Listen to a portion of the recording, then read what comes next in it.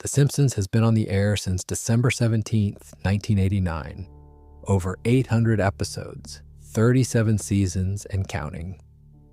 It is the longest-running American animated series in history and the longest-running scripted primetime show this country has ever produced. Millions of people, generations of people, grew up watching it as a harmless family comedy.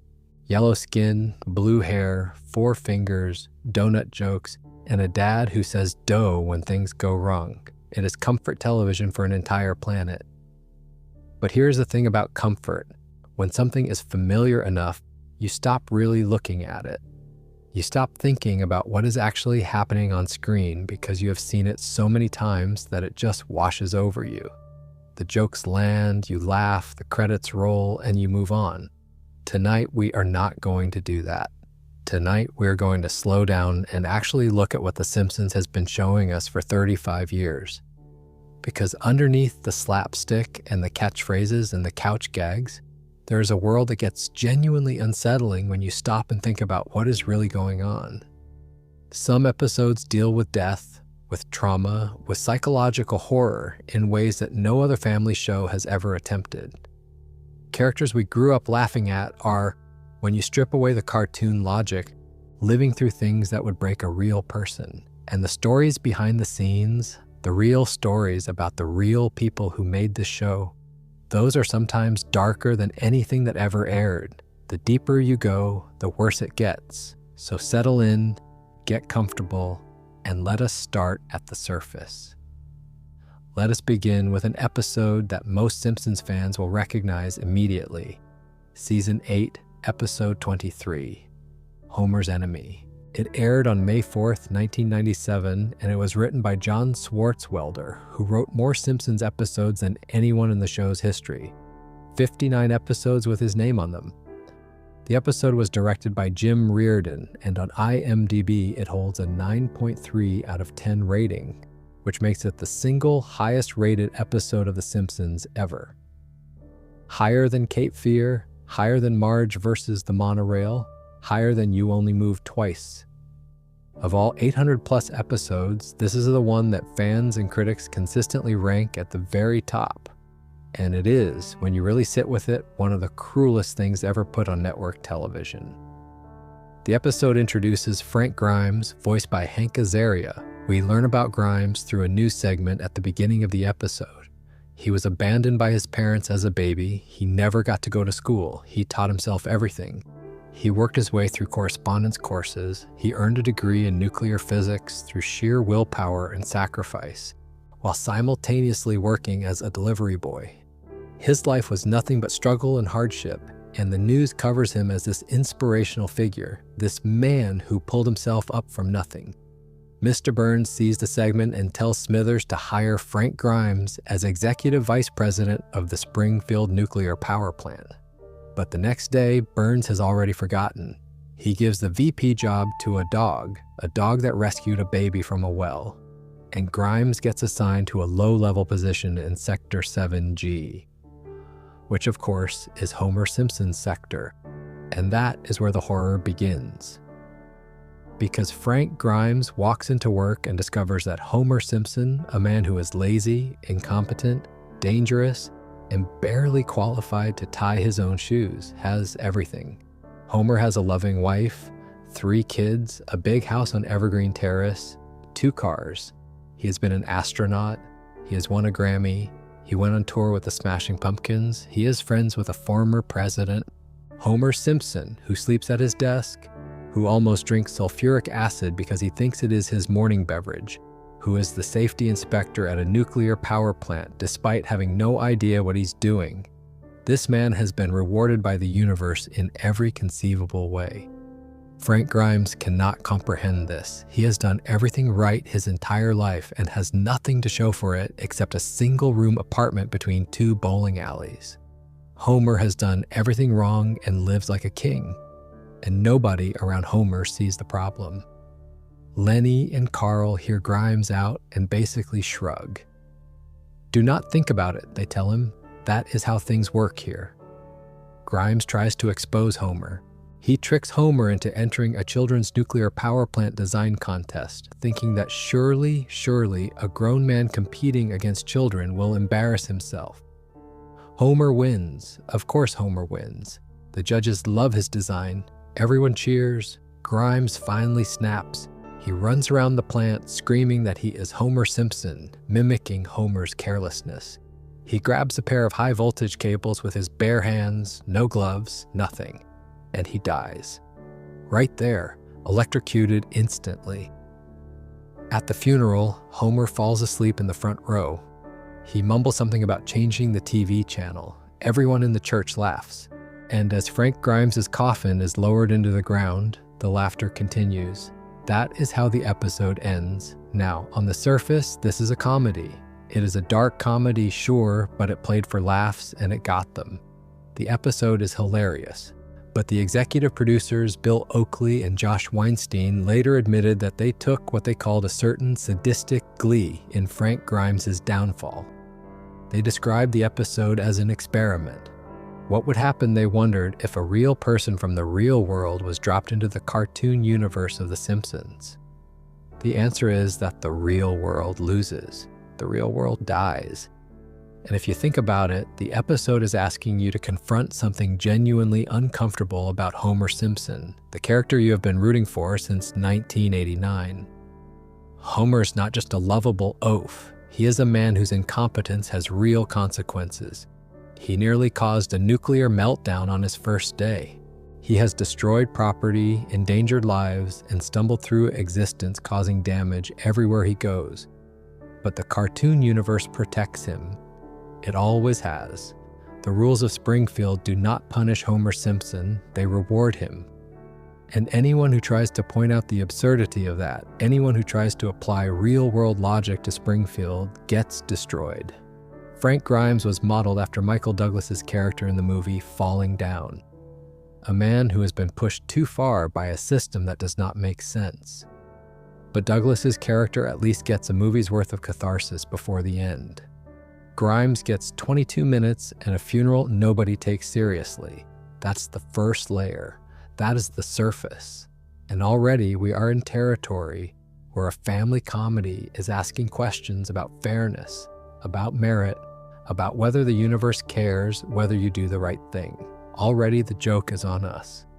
But Homer's enemy at least acknowledges the darkness. The next episode hides it behind something much more innocent. Season 7, Episode 4.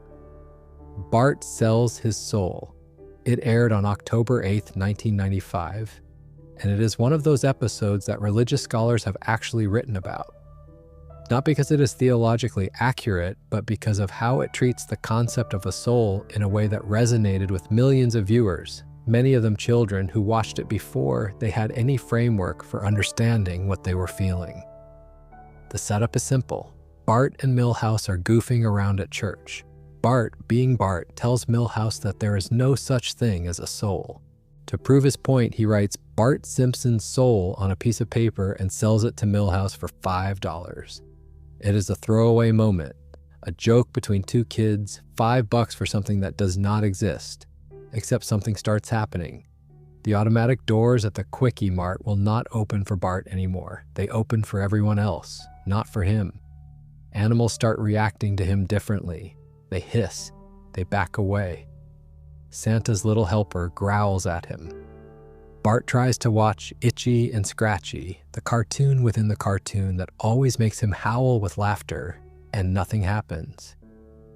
He sits there, blank-faced, while the rest of the family cracks up. He has lost the ability to laugh. And then comes the nightmare. This is the scene that stuck with an entire generation. Bart dreams that he is in a rowboat on a dark river. All around him, the other kids of Springfield are rowing in their own boats. And beside each of them sits a glowing version of themselves, their soul. A companion, a light. They're all rowing together toward something beautiful on the horizon. But Bart is alone. There is nothing beside him. And his boat is going in circles. He rows and rows, and he cannot get anywhere. He is stuck, alone on dark water, while everyone else moves on without him. Back in the waking world, Bart starts to panic. He tries to buy his soul back from Milhouse, but Milhouse sold it. He does not know to whom. Bart is desperate now. He goes to Ralph Wiggum's house in the middle of the night, presses his face against the window, and hisses at him. "I need a soul, Ralph. Any soul. Give me yours." Ralph screams in terror. It plays like a scene from a horror movie. A child begging another child for the one thing that makes him human. At dinner, Lisa says grace, and she specifically thanks God for the souls of everyone at the table. Except Bart. The family does not notice, but Bart does. In the end, Lisa bought the piece of paper back for him anonymously and slid it under his door. Bart holds it to his chest and breathes again. The automatic doors open. The animals calm down. Whatever was missing has been returned. Now the episode is written with humor and heart. It is not a horror episode, but the underlying question it asks is one that most shows would never touch. What are we without our souls? And the answer The Simpsons gives is bleak. Without his soul, Bart is disconnected from every living thing around him. He cannot laugh. He cannot connect. He is a ghost walking through a world that no longer recognizes him. The nightmare sequence, with its dark water and its empty boat, is genuine existential dread animated for a Saturday evening audience. And the scene with Ralph, where Bart becomes something feral and desperate, is legitimately unsettling. A 10-year-old boy crawling through the dark, begging for something he cannot name. The episode aired in 1995. There are adults today who still think about that rowing dream, who still remember the feeling it gave them as a kid, that cold, sinking sensation that something important could be taken from you and you might not get it back. That is the thing about The Simpsons. It plants seeds in your memory that you do not fully understand until years later, and by then, the feeling is already part of you. Let us talk about another early episode that most people remember fondly but rarely think about in terms of what actually happens in it. Season 1, Episode 13, Some Enchanted Evening. This was the last episode of the first season, but it was actually supposed to be the first episode of the entire series, the original pilot. The animation came back from the studio so badly done that the production team scrapped it, sent it back, and bumped it to the end of the season while they scrambled to get Simpsons roasting on an open fire ready as a replacement premiere. The plot is straightforward. Homer and Marge go out for a romantic evening. They need a babysitter. They hire a woman through a service. Her name is Ms. Lucille Botts, and she is voiced by Penny Marshall. What Homer and Marge do not know, and what Bart and Lisa figure out too late, is that Ms. Botts is a wanted fugitive. She goes by the babysitter bandit. She robs the homes of the families she babysits for. Once Homer and Marge are gone, Ms. Botts ties up Bart and Lisa. She cuts the phone line. She gags them. She ransacks the house while two children are bound on the floor, helpless, with no way to call for help. They are completely at the mercy of an adult criminal in their own home. The kids eventually manage to escape and knock her unconscious by dropping a lamp on her head. They call the police. The cops are on the way. But before they arrive, Homer comes home, sees the tied-up woman on the floor, assumes his children have been misbehaving, and unties her. He apologizes to her. He lets her go. She walks out the front door with their television set and their valuables, and the episode ends with the family watching her leave and Homer realizing what he has done. Now, in the context of 1990 animated television, this played as a funny, slightly edgy family adventure. But think about what almost happened. Two children were physically restrained by a criminal inside their own home. The phone was cut. No one was coming. If Bart and Lisa had not been clever enough to free themselves, the episode would have ended very differently. And the fact that this was almost the first thing anyone ever saw of The Simpsons is remarkable. The show nearly launched with an episode about children being victimized by an adult predator in their own living room. And then there is Season 1, Episode 11, The Crepes of Wrath.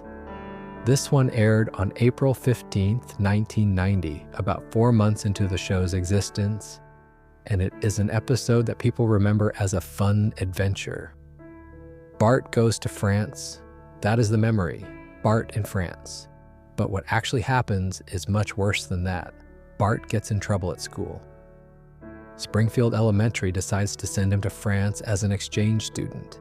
He ends up with 2 winemakers, Cesar and Ugolin, who are not winemakers so much as criminals.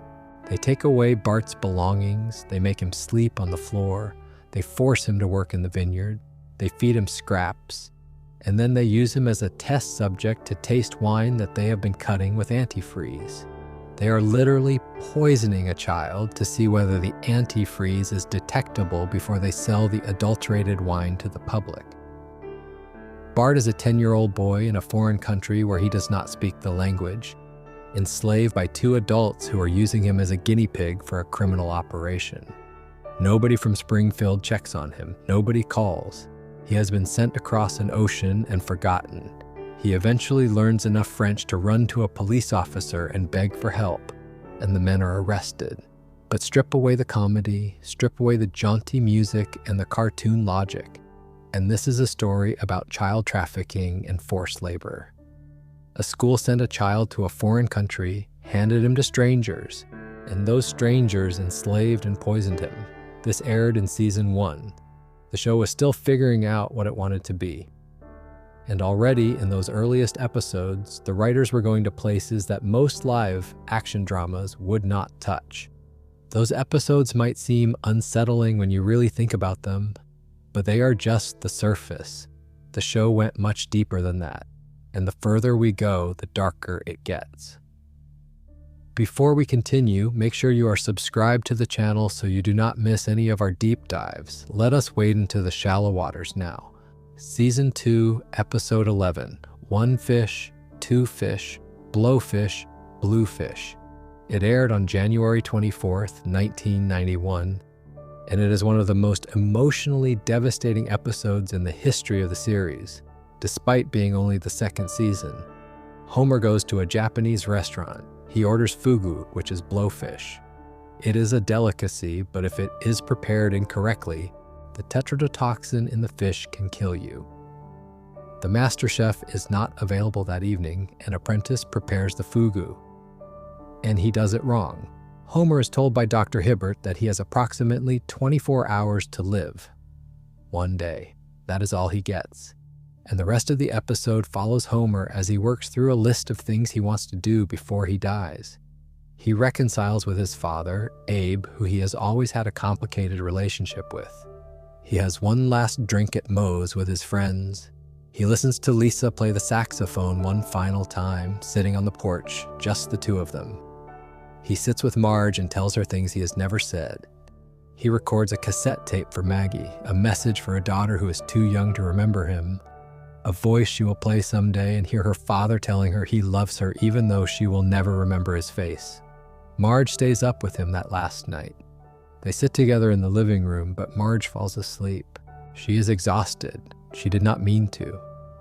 And Homer sits alone in the dark, in his chair, in the house where his family is sleeping, waiting to die.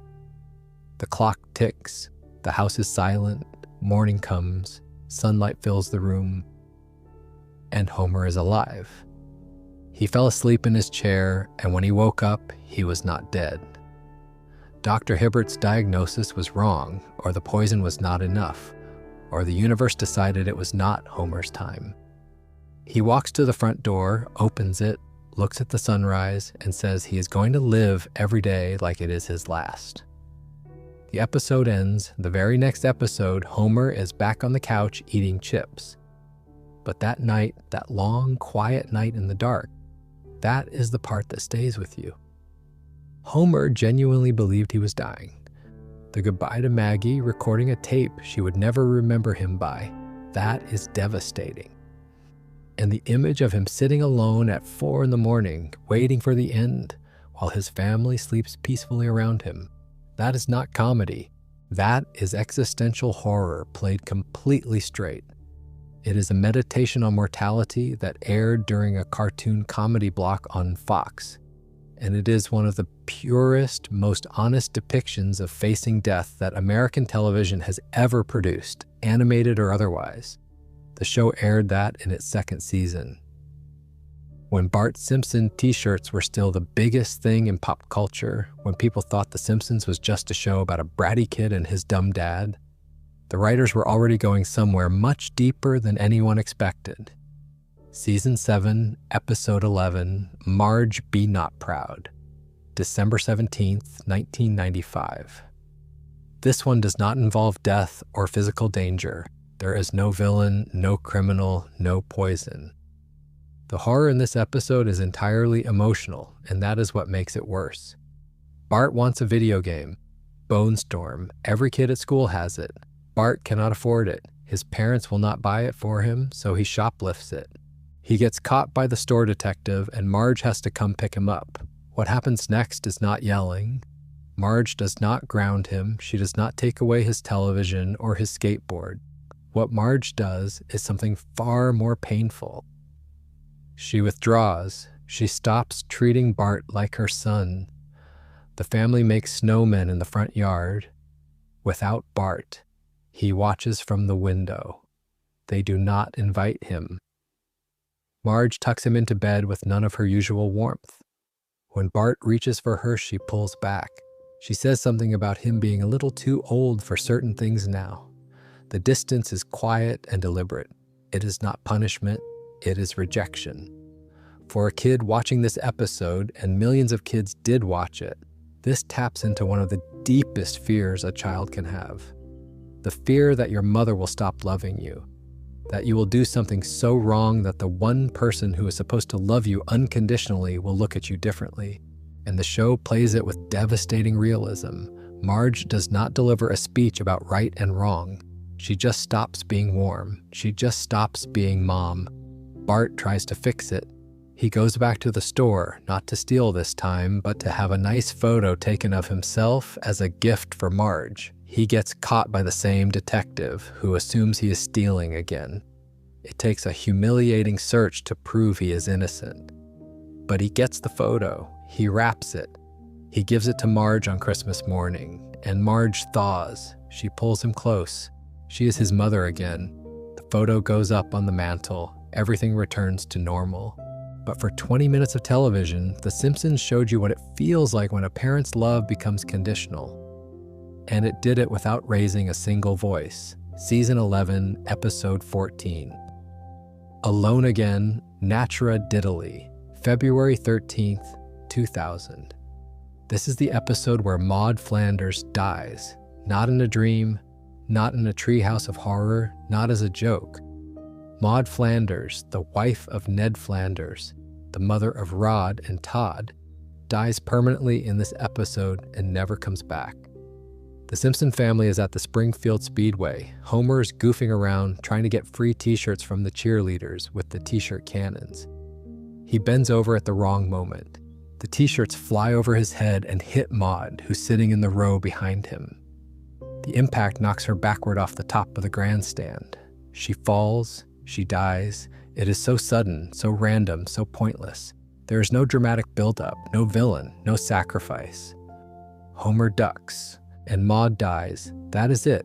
One stupid moment of bad timing and a woman is dead, her children are motherless, and her husband's faith is shattered. The rest of the episode deals with the aftermath. Ned tries to grieve. He tries to keep his faith. He tries to raise Rod and Todd alone. He eventually tries dating again, awkwardly, painfully. The show treats his loss with surprising seriousness for a comedy. Ned Flanders, the man who was always the butt of the joke, the annoying neighbor Homer could not stand, is suddenly the most sympathetic character on television, and the show never brings Maud back. She stays dead. That is it. Behind the scenes, the death happened because Maggie Roswell, the actress who voiced Maud, left the show due to a pay dispute. The producers could not agree on compensation for her travel expenses, so they wrote her character out. Permanently, by killing her in the most random, undignified way possible. a t-shirt cannon. The real-world reason for Maud's death is just as bleak as the fictional one. A salary negotiation went wrong and a character died for it. And then there is a death from even earlier in the show's run that almost nobody talks about. Season 1, Episode 3, Homer's Odyssey. It aired on January 21st, 1990. This was the third episode of The Simpsons ever broadcast. The show was still brand new. People were still figuring out what it was. And in this episode, Homer Simpson tries to kill himself. He gets fired from the nuclear power plant. He cannot find another job. He feels like a failure. He believes his family would be better off without him. So he writes a suicide note. He addresses it to his family. He says goodbye. And he walks to a bridge. He stands on that bridge looking down at the water, and he's about to jump. His family follows him. They talk him down. Marge tells him she needs him. The kids tell him they love him. Homer steps back from the edge. He finds new purpose in becoming a safety advocate for the town, which eventually leads to his rehiring at the plant. The episode moves on. The show moves on. But stop and think about what just happened. The third episode of The Simpsons, a show that would become synonymous with American comedy, features its main character writing a suicide note and walking to a bridge to end his life. Homer Simpson, the cartoon dad who says dough and eats donuts and falls asleep at work, was suicidal in episode 3 because he could not provide for his family, because he felt worthless. That is something most people either forgot or never realized. And it recontextualizes everything that comes after. Every time Homer fails and bounces back, every time the show resets to the status quo, there is a version of this character who, in the very first weeks of the show's existence, stood on a bridge and was ready to leave his family forever. Those episodes deal with real human pain wrapped in yellow paint. The mortality of Homer, the conditional love of Marge, the random cruelty of death finding Maud Flanders through a t-shirt cannon, the suicidal despair of a man who cannot feed his family. This is all in the show. This has always been in the show. But now we are going deeper into territory where The Simpsons stopped pretending it was just a comedy. Make sure to subscribe before we continue. There is another episode from the early seasons that hides its darkness behind the warmth of family comedy, and it is one that you almost certainly watched without thinking twice about what was really happening. Season 6, Episode 22, Round Springfield. It aired on April 30th, 1995. Bart eats a jagged metal crusty O from a box of cereal and ends up in the hospital with a ruptured appendix. That is the B plot. The A plot is about Lisa, who discovers that her old friend and musical mentor, Bleeding Gums Murphy, is in the same hospital. He is dying, not cartoon dying, not temporarily sick. He is in the final stages of a long illness, and when Lisa visits his room, it is clear that the end is near. Murphy gives Lisa his saxophone. He tells her to keep playing, and then he dies, on screen, in a children's cartoon. A beloved character who had appeared early in the series, who had taught Lisa to express her pain through music, dies in a hospital bed while an 8-year-old girl holds his hand. The rest of the episode follows Lisa as she tries to get Murphy's album played on the radio so Springfield will remember him. She goes to every station, nobody cares. A jazz musician who meant the world to Lisa means nothing to the rest of the town. He lived, he played, he died, and the world moved on without noticing. Lisa eventually succeeds in getting the album played, but the victory is hollow. Murphy is still dead. The music plays over Springfield while Lisa stands alone on a hill, looking at the sky, and Murphy's face appears in the clouds. He says one last thing to her, and then the clouds drift apart, and he is gone. For an 8-year-old character in a cartoon, this is a lesson in grief that most live-action dramas handle with less grace. Lisa learns that death is permanent, that the world does not stop for your pain, and that the people you love can be forgotten by everyone except you. She learns this at age 8, and the show does not soften it. There is no magical reset. Murphy stays dead in every future episode. His absence is permanent. His saxophone is the only thing Lisa has left. Now let us go even deeper into the emotional horror of the early seasons by talking about an episode that is not dark in the traditional sense. There is no death, no violence, no predator. The darkness is purely emotional, and it is devastating. Season 2, Episode 19, Lisa's Substitute, April 25th, 1991. Lisa's regular teacher falls ill, and a substitute named Mr. Bergstrom arrives. He is voiced by Dustin Hoffman, who was credited under the pseudonym Sam Edick because he did not want his name used. Mr. Bergstrom is everything Lisa has been looking for. He is kind, he is intelligent, he treats Lisa like she matters. He engages with her curiosity instead of dismissing it. For Lisa, who has spent her entire life feeling like the smartest person in a room full of people who do not care, Mr. Bergstrom is the first adult who sees her, really sees her. They bond. He teaches her. He encourages her. And then the regular teacher comes back and Mr. Bergstrom has to leave. Lisa chases him to the train station. She is crying. She asks him what she's supposed to do now. He writes something on a piece of paper, folds it, and gives it to her. Then he gets on the train and leaves. Lisa unfolds the paper. It says, "You are Lisa Simpson." That is all. 3 words. You are Lisa Simpson. And Lisa holds the paper and watches the train disappear and the tears roll down her face. And if you are watching this as an adult who has ever lost someone who believed in you, who has ever had that one teacher or mentor or friend who made you feel like you mattered and then moved on, this scene will take you apart. The episode is not scary. It is not disturbing in the way Boy's a Bummer is disturbing. But it is one of the most emotionally honest things the show ever produced. An 8-year-old girl loses the only adult who ever truly understood her. And the only comfort she is left with is a note telling her that she is enough. That being Lisa Simpson in a world that does not value what Lisa Simpson values is enough. It is beautiful and it is heartbreaking, and it aired during a cartoon comedy block in 1991. But there is a B plot to this episode that cuts even deeper. While Lisa is losing her mentor, Homer is dealing with Bart's class, electing a new class president. Bart wins. Homer is proud. But when Lisa comes home devastated from Mr. Bergstrom's departure, Homer does something stupid and insensitive, because Homer is always stupid and insensitive. Lisa explodes at him. She calls him a baboon. She says he is the worst father in the world. And Homer, for once, does not brush it off. He goes to Lisa's room. He sits on her bed. He tries to make her feel better. He does not understand why she is so upset, because Homer never understands, but he tries. And Lisa, through her tears, accepts his effort. Not because it is good enough, but because it is all he has. The scene is a quiet admission that Homer will never be Mr. Bergstrom. He will never understand Lisa the way she needs to be understood.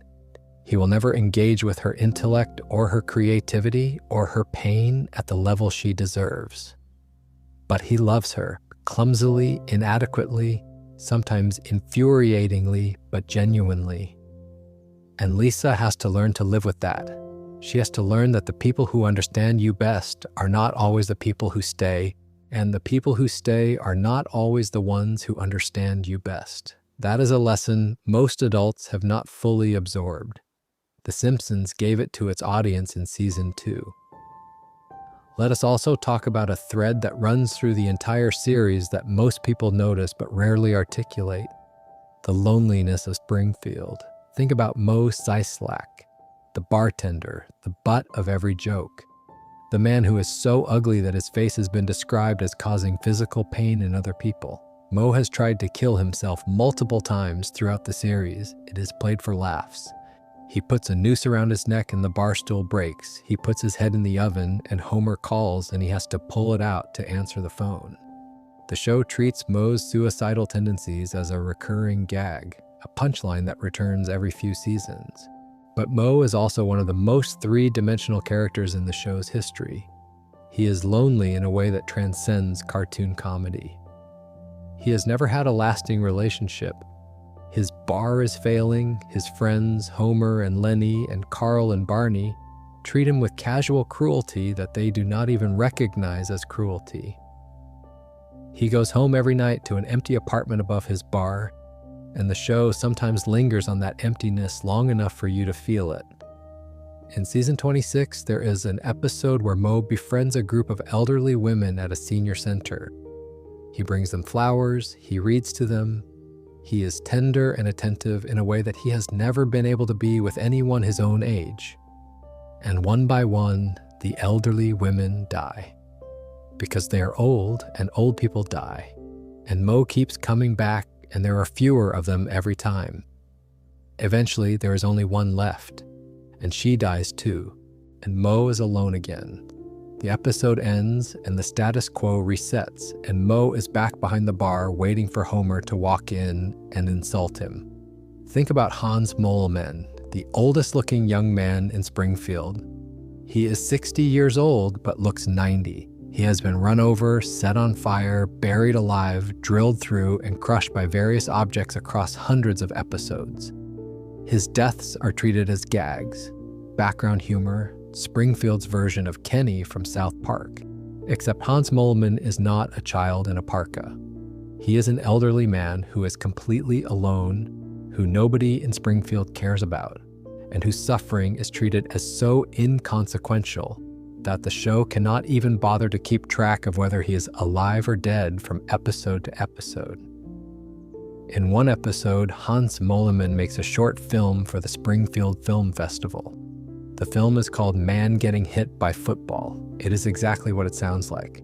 Moleman stands there, a football hits him in the groin, and he crumples. The audience at the festival loves it. They laugh and cheer. And Moleman, on the screen, lies on the ground in pain, completely alone, and nobody thinks to ask if he is okay. That is Springfield. That is the world the Simpsons built. A town where loneliness is a constant, where the weakest members of the community are the punchline, where suffering is either ignored or applauded depending on how funny it looks. Homer ignores his father at the nursing home. Ned Flanders loses 2 wives and finds God's silence deafening. Lisa writes letters to the future because she has no one in the present who understands her. Bart acts out because negative attention is better than no attention at all. The Simpsons is often praised as a warm show about family. And it is, but it is also one of the loneliest shows ever made. Almost every character in Springfield is fundamentally isolated, separated from the people around them by failures of communication, empathy, intelligence, or simply by the way the town works. The show finds comedy in that isolation. But the isolation is real, and if you sit with it long enough, it stops being funny. Let us continue down the iceberg by talking about an episode that combines real-world darkness with fictional horror in a way that few television shows have ever attempted. Season 7, Episode 22. Raging Abe Simpson and his grumbling grandson in The Curse of the Flying Hellfish.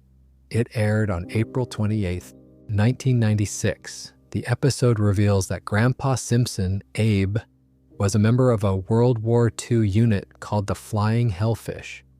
The surviving members of the unit made a tontine. A tontine is a pact where a group of people pool their assets and the last surviving member inherits everything. In this case, the assets are paintings stolen from a German castle during the war. Valuable paintings, worth a fortune. The only 2 surviving members of the Flying Hellfish are Grandpa Simpson and Mr. Burns, which means one of them is going to inherit the paintings when the other dies. And Mr. Burns, being Mr. Burns, decides to speed up the process. He tries to have Grandpa killed. Not metaphorically, not symbolically. He hires an assassin. He sends someone to the retirement home to murder an old man so that he can inherit stolen artwork. When that fails, Burns shows up personally, armed to the location where the paintings are hidden and threatens to kill both Abe and Bart, who has gotten involved in the adventure. Now, the episode plays as an action comedy. There are submarine chases and underwater fights and Bart calling Burns wrinkly. But the core of the episode is about something much sadder. Grandpa Simpson is a war veteran who has been discarded by his family and his country. He lives in the Springfield retirement castle, which is somewhere between a nursing home and a prison. His son Homer barely visits. His grandchildren know almost nothing about him. He has stories that nobody wants to hear and a past that nobody cares about. The Tontine plot is his last connection to the man he used to be.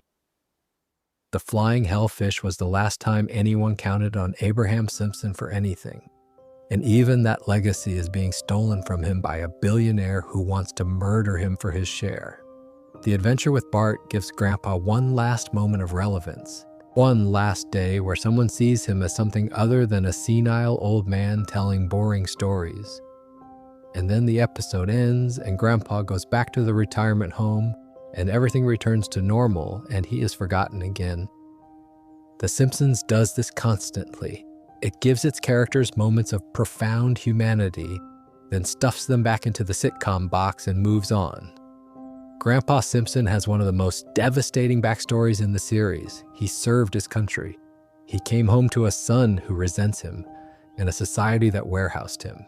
He lost his wife, Homer's mother Mona, who left the family to join a radical activist group and spent decades on the run. He lost everything except his stories, and nobody wants to hear those either. And Homer, for all his lovable oaf qualities, is complicit in this. Homer put his father in that home. Homer does not visit. Homer rolls his eyes at every story. The relationship between Homer and Abe Simpson is one of the most realistic depictions of generational disconnect and elder neglect in television history. It is all right there, in the background of a cartoon, hiding behind the jokes, waiting for you to notice it. Let us take a moment here and talk about the voice actors themselves, because there is a layer of real-world complexity behind every performance on this show that most viewers never think about. Dan Castellaneta voices Homer Simpson, Barney Gumble, Krusty the Clown, Groundskeeper Willie, Mayor Quimby, Hans Moleman, Sideshow Mel, Abraham Simpson, and dozens of others. That is one man performing hundreds of characters across 800 episodes. Julie Kavner voices Marge Simpson, Patty, Selma, and others. She has been notably private about her career and has resisted almost all public appearances related to the show. Nancy Cartwright voices Bart Simpson, Nelson Muntz, Ralph Wiggum, Todd Flanders, and more. Yeardley Smith voices Lisa. Hank Azaria voiced Moe, Chief Wiggum, Comic Book Guy, Apu, Carl, Professor Frink, and countless others before stepping away from some roles. Harry Shearer voices Mr. Burns, Smithers, Ned Flanders, Principal Skinner, Kent Brockman, Reverend Lovejoy, Lenny, Otto, and many more. These 6 people, along with the extended cast, have been performing these characters for 35 years. Think about what that means. They have been saying the same catchphrases, hitting the same vocal registers, inhabiting the same fictional people for longer than most actors spend in their entire careers. Dan Castellaneta has been Homer Simpson for longer than he has been anything else. That voice, that dough, that strangling Bart sound effect, that is his legacy. It will be the first line in his obituary. Harry Shearer briefly threatened to leave the show in 2015 over contract disputes. For a few weeks, the internet debated what The Simpsons would do without Mr. Burns, without Ned Flanders, without Principal Skinner. The crisis was averted. Shearer re-signed. But the moment revealed how fragile the whole enterprise is. The Simpsons is not a show that can easily replace its cast. These voices are the show. Without them, the characters are just yellow drawings. And as the actors age, as the years stack up, the question that nobody wants to ask gets louder. What happens when one of the original 6 cannot perform anymore? What happens when Dan Castellaneta's voice changes enough that Homer does not sound like Homer? What happens when time does what it always does? The show has already had to grapple with this in smaller ways. Pamela Hayden retired in November 2024 after 35 years as Milhouse. Kelly MacLeod stepped into the role starting in season 37. Mo Collins took over as Jimbo Jones. Chris Edgerly became the new Rod Flanders. These transitions happened quietly, without fanfare, because the characters in question, while beloved, were supporting players. But Milhouse is Bart's best friend. He is in hundreds of episodes. His voice changing is a shift that audiences feel even if they cannot articulate why. The show keeps adapting. It has to. It cannot stop. But every adaptation is a tiny death. Every recast is an acknowledgement that the people who built Springfield are not going to be around forever, even if Springfield itself will be. Let us go back into the fictional darkness for a moment, because there are a few more episodes that belong on this iceberg. Episodes that most people either have not seen or have not thought about in years. Season 6, Episode 11. Fear of Flying. This aired on December 18, 1994. Marge develops an acute fear of flying. Homer encourages her to see a therapist. Under hypnosis, Marge begins uncovering repressed memories, including a traumatic childhood experience involving her father. The episode reveals, through flashback, that Marge discovered as a child that her father was not a pilot, as she had been told, but a flight attendant. In the early 1960s, male flight attendants were stigmatized, and Marge's father kept his job a secret because he was ashamed. The young Marge walked into the cabin and found her father serving drinks in a uniform she did not recognize. And the confusion and shame of that moment buried itself so deep that it manifested as a phobia decades later. Now, on one level, this is a sitcom plot. Marge is afraid of planes. She sees a therapist. She works through it. But on another level, the episode is about the psychological damage caused by family secrets and shame. Marge's phobia is not about flying. It is about the moment she discovered that her family was not what she thought it was. It is about a child's trust being broken by a reality she was too young to process, and the fact that the repression was so complete that it took professional hypnotherapy to uncover it, that Marge carried this wound for 30 years without knowing it was there. Mirrors the same kind of buried trauma that Homer experienced in the Blunder years. The show is telling us again and again that the people of Springfield are walking around with unprocessed psychological damage that shapes their entire lives. There's also Season 8, Episode 7, Lisa's Date with Density. The B-plot of this episode involves Homer running a telemarketing scam, but the A-plot is about Lisa developing a crush on Nelson Muntz, the school bully, the kid who punches other kids for fun and says, "ha ha," at their misery. Lisa believes she can change Nelson. She sees something good in him that nobody else sees. She tutors him, she talks to him. She invests emotionally in the idea that love and patience can transform a violent, damaged kid into something better. And for a few brief moments, it seems to work. Nelson is softer around Lisa. He tries, but he cannot sustain it. By the end of the episode, Nelson has returned to his old ways. He is bullying again. He is stealing again. Lisa realizes that she cannot save him, not because she is not good enough, but because Nelson's damage runs too deep for an 8-year-old girl to fix. She walks away. She is sad but not broken. She has learned something about the limits of compassion, about the difference between wanting someone to be better and their actually being better, about how love, no matter how genuine, cannot always reach the places that need it most. This is a lesson that many adults spend decades learning, usually through much more painful experiences than a childhood crush. The Simpsons handed it to its audience in a B-plot on a Tuesday night in 1996. And there is one more thread I want to pull before we reach the very bottom. The Simpsons has, throughout its entire run, been fascinated by the concept of legacy. What do we leave behind? What remembers us when we are gone? In Season 6, Episode 13, and Maggie Makes 3, Homer tells the story of Maggie's birth. The family asks why there are no photos of Maggie in the family album. Homer explains, before Maggie was born, he had finally achieved his dream. He quit the nuclear power plant. He got a job at a bowling alley, his true passion. He was happy for the first time in his adult life. Then Marge got pregnant, and Homer realized he could not support a family of 5 on a bowling alley salary. He went back to Burns. He begged for his old job. Burns, in a moment of casual cruelty, installed a plaque at Homer's workstation that reads, "Do not forget, you are here forever," a daily reminder that Homer would never escape. But the episode ends with a reveal. Lisa asks again about the missing photos. Homer says they are in his favorite place in the world. The camera pans to his workstation at the power plant, and we see that Homer has covered Burns's plaque with photos of Maggie. The message now reads, "Do it for her." This is widely considered one of the most beautiful moments in television history. It has been written about, parodied, homaged, and referenced thousands of times. It is a perfect piece of storytelling. In 30 seconds, without a word of dialogue, the show tells you everything you need to know about Homer Simpson. He gave up his dream because he loves his daughter.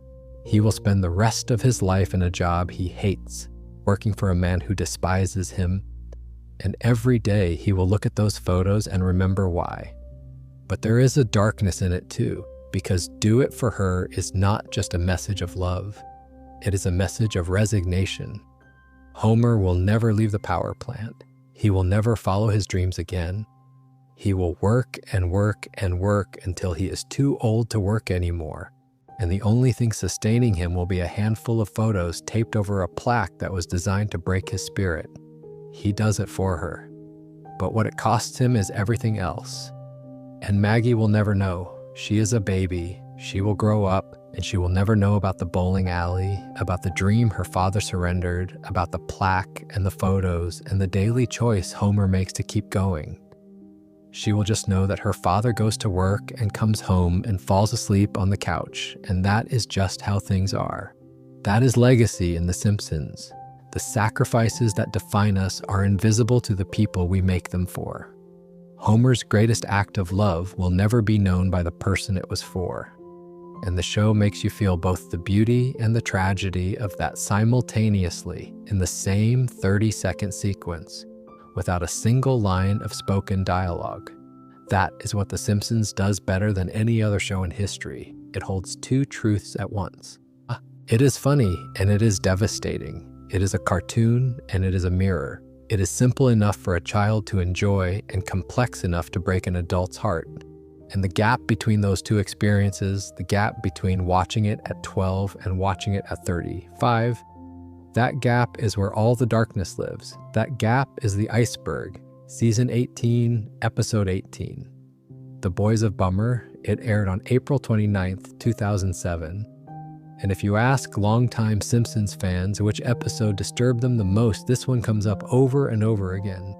Not because of supernatural horror or dark subtext, because of what the town of Springfield does to a 10-year-old boy. Bart is playing in a Little League baseball game. It is the big game the town is watching. Bart is in the outfield. A fly ball comes his way. He runs for it, he dives, and he drops it. He misses the catch.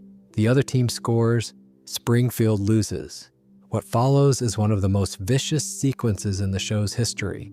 The town turns on Bart overnight. Not just the kids, the adults, grown men and women in Springfield begin taunting a child because he dropped a baseball. Graffiti appears all over town. Bart stinks and worse, painted on walls and fences. People shout at him from cars. Store owners refuse to serve him. His teacher humiliates him in class.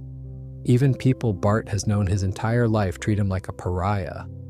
And it escalates. Every day it gets worse. The entire community, hundreds of people, collectively decide that a 10-year-old boy's single error in a baseball game is unforgivable. Nobody steps in. Nobody says this has gone too far. The adults are the ones leading the charge. Bart cannot take it anymore. He climbs the town water tower. He stands at the edge, and he jumps. He survives the fall. He ends up in a coma at Springfield General Hospital. And this is where the episode goes from disturbing to something else entirely. Because the town does not stop. While Bart is lying unconscious in a hospital bed, people continue to mock him. They come to the hospital not to wish him well, but to continue the harassment. A child who just tried to kill himself, lying in a coma, and the town is still going. Marge is the one who finally breaks the cycle. She goes on television and shames every person in Springfield. She forces them to confront what they have done. They relent. They apologize. Bart wakes up. The town throws him a makeup game. He catches the ball this time. Everyone cheers. The status quo is restored. But what just happened cannot be unhappened. The Simpsons aired an episode in which an entire town bullied a child into attempting suicide, and then continued bullying him while he was in a coma, on network television, on Fox, in primetime. This is not a treehouse of horror, this is canon. This happened in the main timeline of the show. And the fact that everything goes back to normal by the end does not erase what Springfield did. It makes it worse, actually, because it means no one really learned anything. The town just moved on the way Springfield always moves on, leaving the damage behind and pretending it never happened. Season 13, Episode 5. The Blunder Years. It aired on December 9th, 2001. This is the episode that retroactively explains why Homer Simpson is the way he is. And the answer it gives is one that turns the entire series on its head if you take it seriously. Homer goes to a dinner party. There is a hypnotist performing as entertainment. Homer volunteers. The hypnotist puts him under, and Homer starts screaming. Not laughing, not joking, screaming. A genuine primal scream of terror that he cannot stop. It follows him home. He wakes up screaming. He goes to bed screaming. Something has been unlocked in his brain and he cannot shut it off. Marge takes him to a therapist to figure out what the repressed memory is, and under hypnosis, Homer remembers. When he was a boy, maybe 9 or 10 years old, Homer went swimming at the local quarry. He dove into the water and found a pipe that was blocked by something. He grabbed the obstruction and pulled it free, and a body washed out onto him, a decomposing human corpse released from the pipe, floating directly into the arms of a child. The body belonged to Wayland Smithers Sr., Smithers' father. Years earlier, there had been a crisis at the nuclear power plant. A meltdown was imminent. Smithers Sr. went into the reactor chamber alone and manually sealed the leak, absorbing a lethal dose of radiation in the process. He saved the town, but he died doing it, and his body ended up in the drainage system of the quarry. Homer, as a child, pulled a dead man's body out of a pipe and held it in his arms in the water. And then he forgot. His mind buried the memory so deep that he lived his entire life without knowing it was there. Until the hypnotist cracked it open 30 years later. Now here's where it gets genuinely dark. The episode is, on its surface, a mystery, a comedy mystery. But it is also proposing something about Homer Simpson that recontextualizes his entire character. Think about it. Homer is stupid. Homer drinks too much. Homer avoids deep emotion. Homer shuts down when things get serious. Homer retreats into food and television and simple pleasures whenever reality gets too complicated. What if that is not just a character trait? What if it is a coping mechanism? What if Homer Simpson's entire personality, the buffoonery that we have been laughing at since 1989, is the result of unprocessed childhood trauma? The episode does not spell this out explicitly, but it puts the pieces on the table and lets you assemble them yourself. A boy found a corpse. The boy's mind erased the memory. The boy grew up to be a man who avoids reality at all costs, a man who eats to fill the emptiness, drinks to dull the edges, and retreats into the simplest possible pleasures because anything deeper might crack the surface and let the screaming back in. The Simpsons has always played Homer's stupidity for laughs, but after the blunder years, you can never quite look at it the same way again. Season 5, Episode 2, Cape Fear, October 7th, 1993. This is one of the most beloved episodes in the show's history. It holds a 9.2 on IMDb. It is consistently ranked among the 5 best episodes ever made. It features the rake scene, one of the most famous sight gags in animation history, where Sideshow Bob steps on rake after rake after rake in a long, drawn-out sequence that somehow gets funnier every time. But underneath the rakes and the comedy and the parody of the Martin Scorsese film, Cape Fear is about an adult man who wants to murder a child. Sideshow Bob, voiced by Kelsey Grammer, has been released from prison. He has one goal. He is going to find Bart Simpson and he's going to kill him. He has made this clear. He has sent death threats, written in blood. The letters arrive at the Simpson home saying things like, "I'm going to kill you," written in a red so vivid that there is no question what it is made of. Bart is terrified, genuinely, recognizably terrified, not cartoon scared, the kind of scared where a child cannot sleep, where every shadow in the room might be the man who wants him dead. The family goes to the FBI. They enter the Witness Protection Program. They move to a houseboat under new identities. Homer is now Homer Thompson. They are supposed to be safe. But Bob finds them because Bob always finds Bart. He hides under the car. He clings to the underside of the houseboat. He boards the vessel while the family sleeps. He ties up Homer, Marge, Lisa, and Maggie. And then he goes to find Bart. The confrontation is played for humor. Bart stalls by asking Bob to perform the entire score of the HMS Pinafore, which buys enough time for the boat to drift to shore near a brothel where the police happen to be. Bob is arrested, the family is saved, but remove the comedy. Remove the Rakes and the Gilbert and Sullivan and the FBI agent's incompetence. What you have is a story about a released convict who stalks a child across state lines, infiltrates the child's new life under witness protection, restrains the child's entire family, and comes within seconds of killing a 10-year-old boy with a knife. The Simpsons treats this as one of its funniest episodes. Fans love it. It is comfort television for a generation. And the underlying premise is a man dedicating his entire existence to the murder of a child. Not a cartoon villain trying to take over the world. A specific, intelligent adult who will not stop until a specific 10-year-old boy is dead. That is what Cape Fear is about, underneath everything. And there is one more that belongs in these waters. Season 6, Episode 20. 201 Greyhounds. It aired on April 9th, 1995. Santa's little helper, the Simpson family dog, has puppies, 25 of them.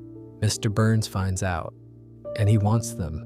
Not to adopt them, not to give them good homes. He wants to skin them and make a fur tuxedo. Burns and Smithers steal the puppies from the Simpson home, all 25. They take them to Burns Manor, where Burns reveals his plan. He is going to use the pelts of 25 greyhound puppies to make himself a custom piece of outerwear. He even sings a song about it, "See My Vest." It is a cheerful, catchy musical number in which Charles Montgomery Burns proudly displays his collection of garments made from animal hides, bald eagle loafers, a hat made from a poodle, grizzly bear underwear. The number is infectiously fun. People hum it for days. And while Burns is singing about wearing dead animals, Bart and Lisa sneak into the mansion to rescue the puppies. Burns catches them. And for a moment, a very brief moment, Mr. Burns considers murdering 2 children to protect his scheme. He looks at Bart and Lisa, 2 kids who have stumbled into something they should not have seen, and the thought crosses his face. These children are a problem. And Mr. Burns has solved problems like this before. He does not go through with it. The puppies are saved. Burns is foiled. But the episode reminds you of something that the show's comedic framing usually lets you forget. Mr. Burns is not a bumbling old man. He is a genuine monster. A man willing to skin puppies for fashion and contemplate killing children to cover his tracks. And every week he shows up at the power plant and Homer says hello to him and the audience laughs and everyone moves on. We are past the point of dark for a cartoon now. we are entering territory that genuinely disturbed viewers, critics, and even the people who made the show. Before we go further, subscribe to the channel. Let us also spend some time on an episode that divided the fan base more than almost any other, and that some people consider the moment The Simpsons began its decline. Season 9, Episode 2, The Principal and the Pauper. It aired on September 28, 1997. The town throws a party for Principal Skinner to celebrate his 20th anniversary at Springfield Elementary. During the celebration, a stranger arrives and announces that he is the real Seymour Skinner.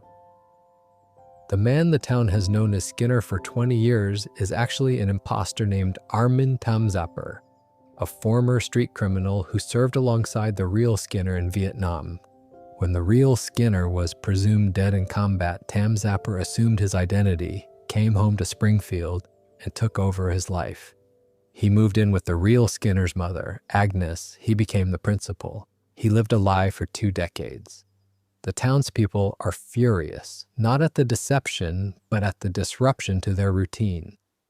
They like the fake Skinner. They do not want the real one.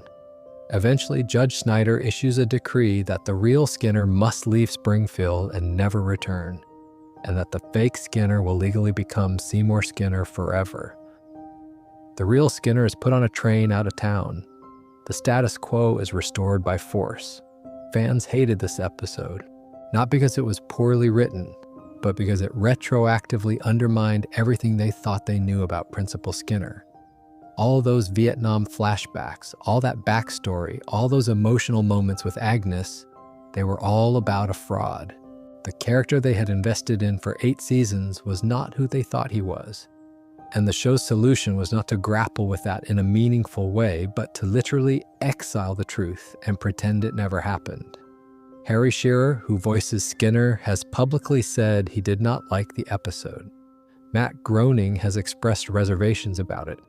It is widely considered one of the most controversial creative decisions in the show's history, and many fans and critics point to it as the beginning of the end of The Simpsons' golden era.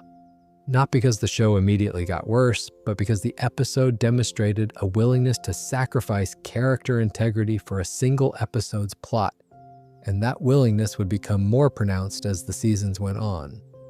The Principal and the Pauper also accidentally asks a dark question about identity. If a man lives under a false name for 20 years, raises a family, builds a career, becomes a member of a community, is he still a fraud, or has a lie become the truth? The town chooses the lie. They prefer the Skinner they know to the Skinner who is real, and they send the real one away without remorse. That is Springfield, a town that will exile truth to protect comfort. And the show itself, by restoring the status quo and never mentioning the real Skinner again, participates in the same denial. Let us talk about Homer's intelligence, or more specifically, his lack of it, and what the show has revealed about why he is the way he is. In Season 12, Episode 9, HOMR, Homer discovers why he is stupid. He goes to the hospital for an unrelated issue, and a scan reveals a crayon lodged in his brain. It has been there since he was a child. He shoved it up his nose, and it penetrated deep enough to impair his cognitive function permanently. When the crayon is removed, Homer becomes intelligent. Suddenly, miraculously, devastatingly intelligent. And he hates it, because being smart in Springfield is a curse. Lisa knows this. She has known it her entire life. Homer, with the crayon removed, suddenly sees the world the way Lisa sees it. He notices the corruption, the stupidity, the casual cruelty, the 1,000 small tragedies that play out around him every day that he used to be too dumb to register. He notices that his friends are boring. He notices that his job is meaningless. He notices that the nuclear plant where he works is dangerously unsafe, and that he, as safety inspector, has been complicit in every close call. He writes a letter to the Nuclear Regulatory Commission reporting the plant's violations. Mr. Burns nearly shuts down the plant. The entire town turns on Homer because the plant is their livelihood. Homer's intelligence, his newfound ability to see things clearly and act on what he sees, makes him a pariah. And so Homer makes a choice. He goes back to the hospital. He asks them to put the crayon back. He chooses to be stupid again. He chooses the fog over the clarity because the clarity is too painful to live with. The final scene is Homer sitting in Moe's tavern, dumb again, happy again, his friends around him, a beer in his hand. Lisa comes in and finds a letter Homer wrote to her before the reinsertion. It says that he is sorry and that he understands now why she is so sad all the time, and that he hopes she can forgive him for choosing to go back. Lisa reads it and cries. That is one of the cruelest things the show has ever done to its audience. Not because of what happens in the plot, but because of what it implies. Homer Simpson's stupidity is not just a character trait, it is a coping mechanism. It is a wall he built, and then rebuilt by choice, to protect himself from a world that is too broken to face with clear eyes. And Lisa, the one family member who has never had the luxury of ignorance, watches her father choose the fog and knows that she will never have that option. She is stuck, seeing clearly, forever, in a town that punishes you for it. Every time Homer does something stupid after this episode, there is a layer underneath it. A man who knows on some buried level that he chose this. That the crayon is there because he put it back. That the dumb joy he feels every day is artificial. And that the real Homer, the Homer who could have been, is locked away behind a crayon in his frontal lobe, screaming.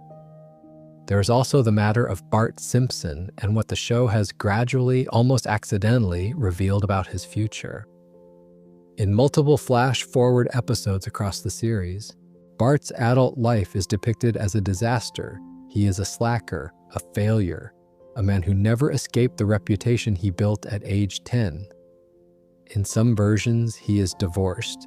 In others, he is broke. In the darkest versions, he is Homer. He has become the man he swore he would never be. The class clown who never learned another skill, stuck in a town that only remembers him as the bad kid.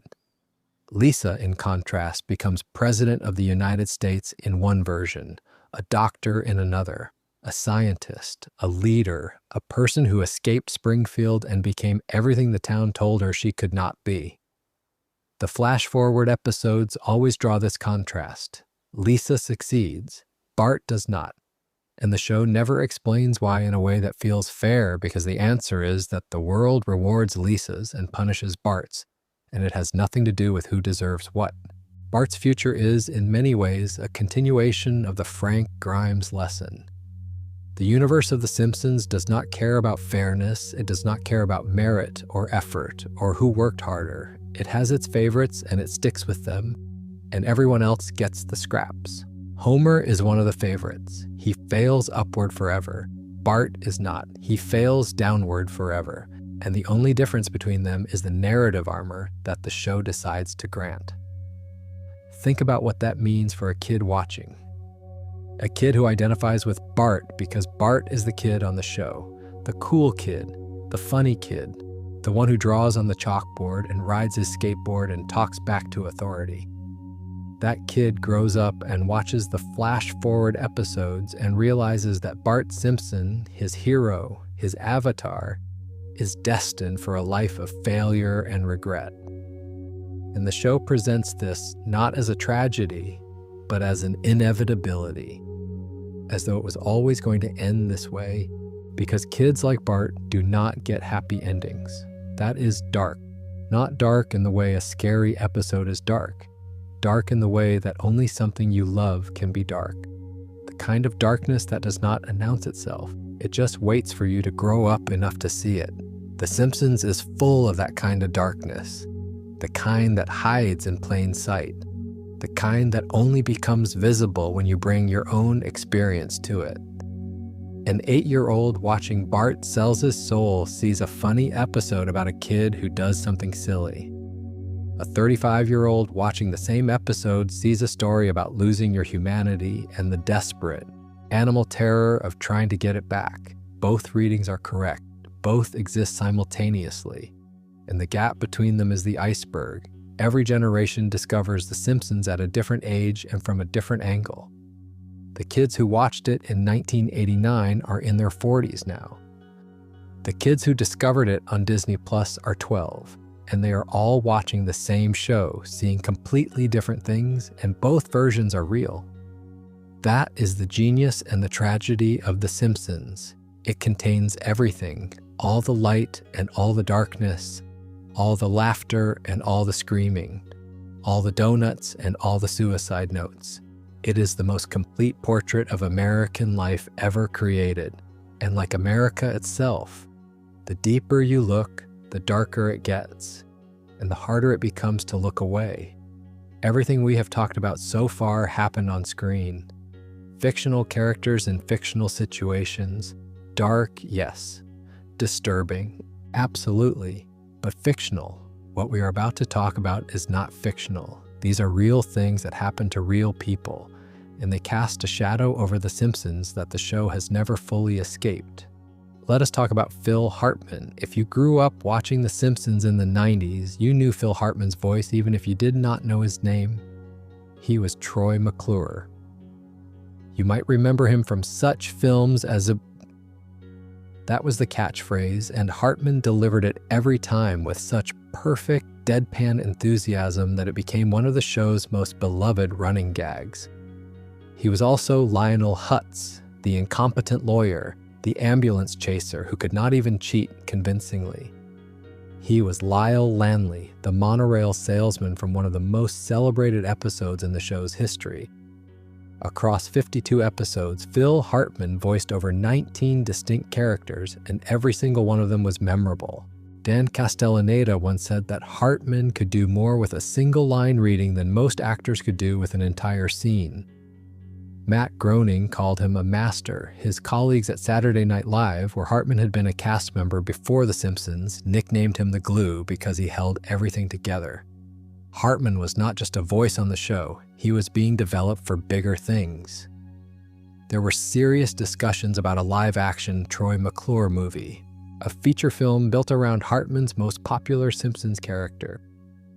He was going to be the bridge between the animated world and live action, and everyone involved believed it would work because Hartman had the talent and the charisma to carry it. On the night of May 28, 1998, Phil Hartman was asleep in his bed at his home in Encino, California. His wife, Bryn, shot him 3 times, once in the head, twice in the body. She then drove to the home of a friend, Ron Douglas, and confessed what she had done. Douglas did not believe her at first. He went back to the Hartman house with her and found Phil's body. He called 911. Police arrived. While officers were inside the house, Bryn went into the bedroom and shot herself. She died. Their 2 children, Sean, who was 9, and Bergen, who was 6, were asleep in the house. They were asleep when their mother killed their father. They were asleep when the police came. They woke up to a world where both of their parents were dead. The circumstances leading to that night were tangled and painful. Bryn Hartman had struggled with substance abuse for years. There had been arguments. There had been interventions. Friends later said they had seen the situation deteriorating but felt powerless to stop it. The marriage had been in trouble for a long time. Phil Hartman was 50 years old when he died. He was at the peak of his career. He was starring on news radio. He was one of the most sought-after voice actors in Hollywood. He had plans and projects and a future that everyone around him believed would be brilliant. After his death, the producers of The Simpsons made a decision that has held for over 25 years. Troy McClure and Lionel Hutz were retired, not recast, not written out with a farewell episode, simply retired. They never appeared again. The characters exist in the show's history, but they are gone now, and they are never coming back. Because the man who gave them life was murdered in his sleep, and the show decided that no one else could fill those shoes. If you go back and watch the episodes with Troy McClure now, knowing what happened, the comedy has a different texture. Every time McClure introduces himself with that familiar phrase, every time he sells a terrible product or hosts a terrible show with absolute commitment, there is a ghost in the performance. A man who was taken too soon, whose voice was silenced by violence, whose characters will never finish their stories. and Phil Hartman's final Simpsons recording was not even released during his lifetime. Season 10, Episode 3, Bart the Mother, aired on September 27, 1998, 4 months after his death. His voice came through the television one last time, and the people who loved him had to sit there and listen to a dead man being funny. That is just one tragedy. There is another. Marcia Wallace voiced Edna Krabappel for 24 years. 24 years. From the first season in 1990 until her death on October 25, 2013. Mrs. Krabappel was Bart's long-suffering teacher, the woman who endured his pranks and his disruptions with a weary cynicism that masked a genuine affection for her students. She was one of the most recognizable supporting characters in the show's history.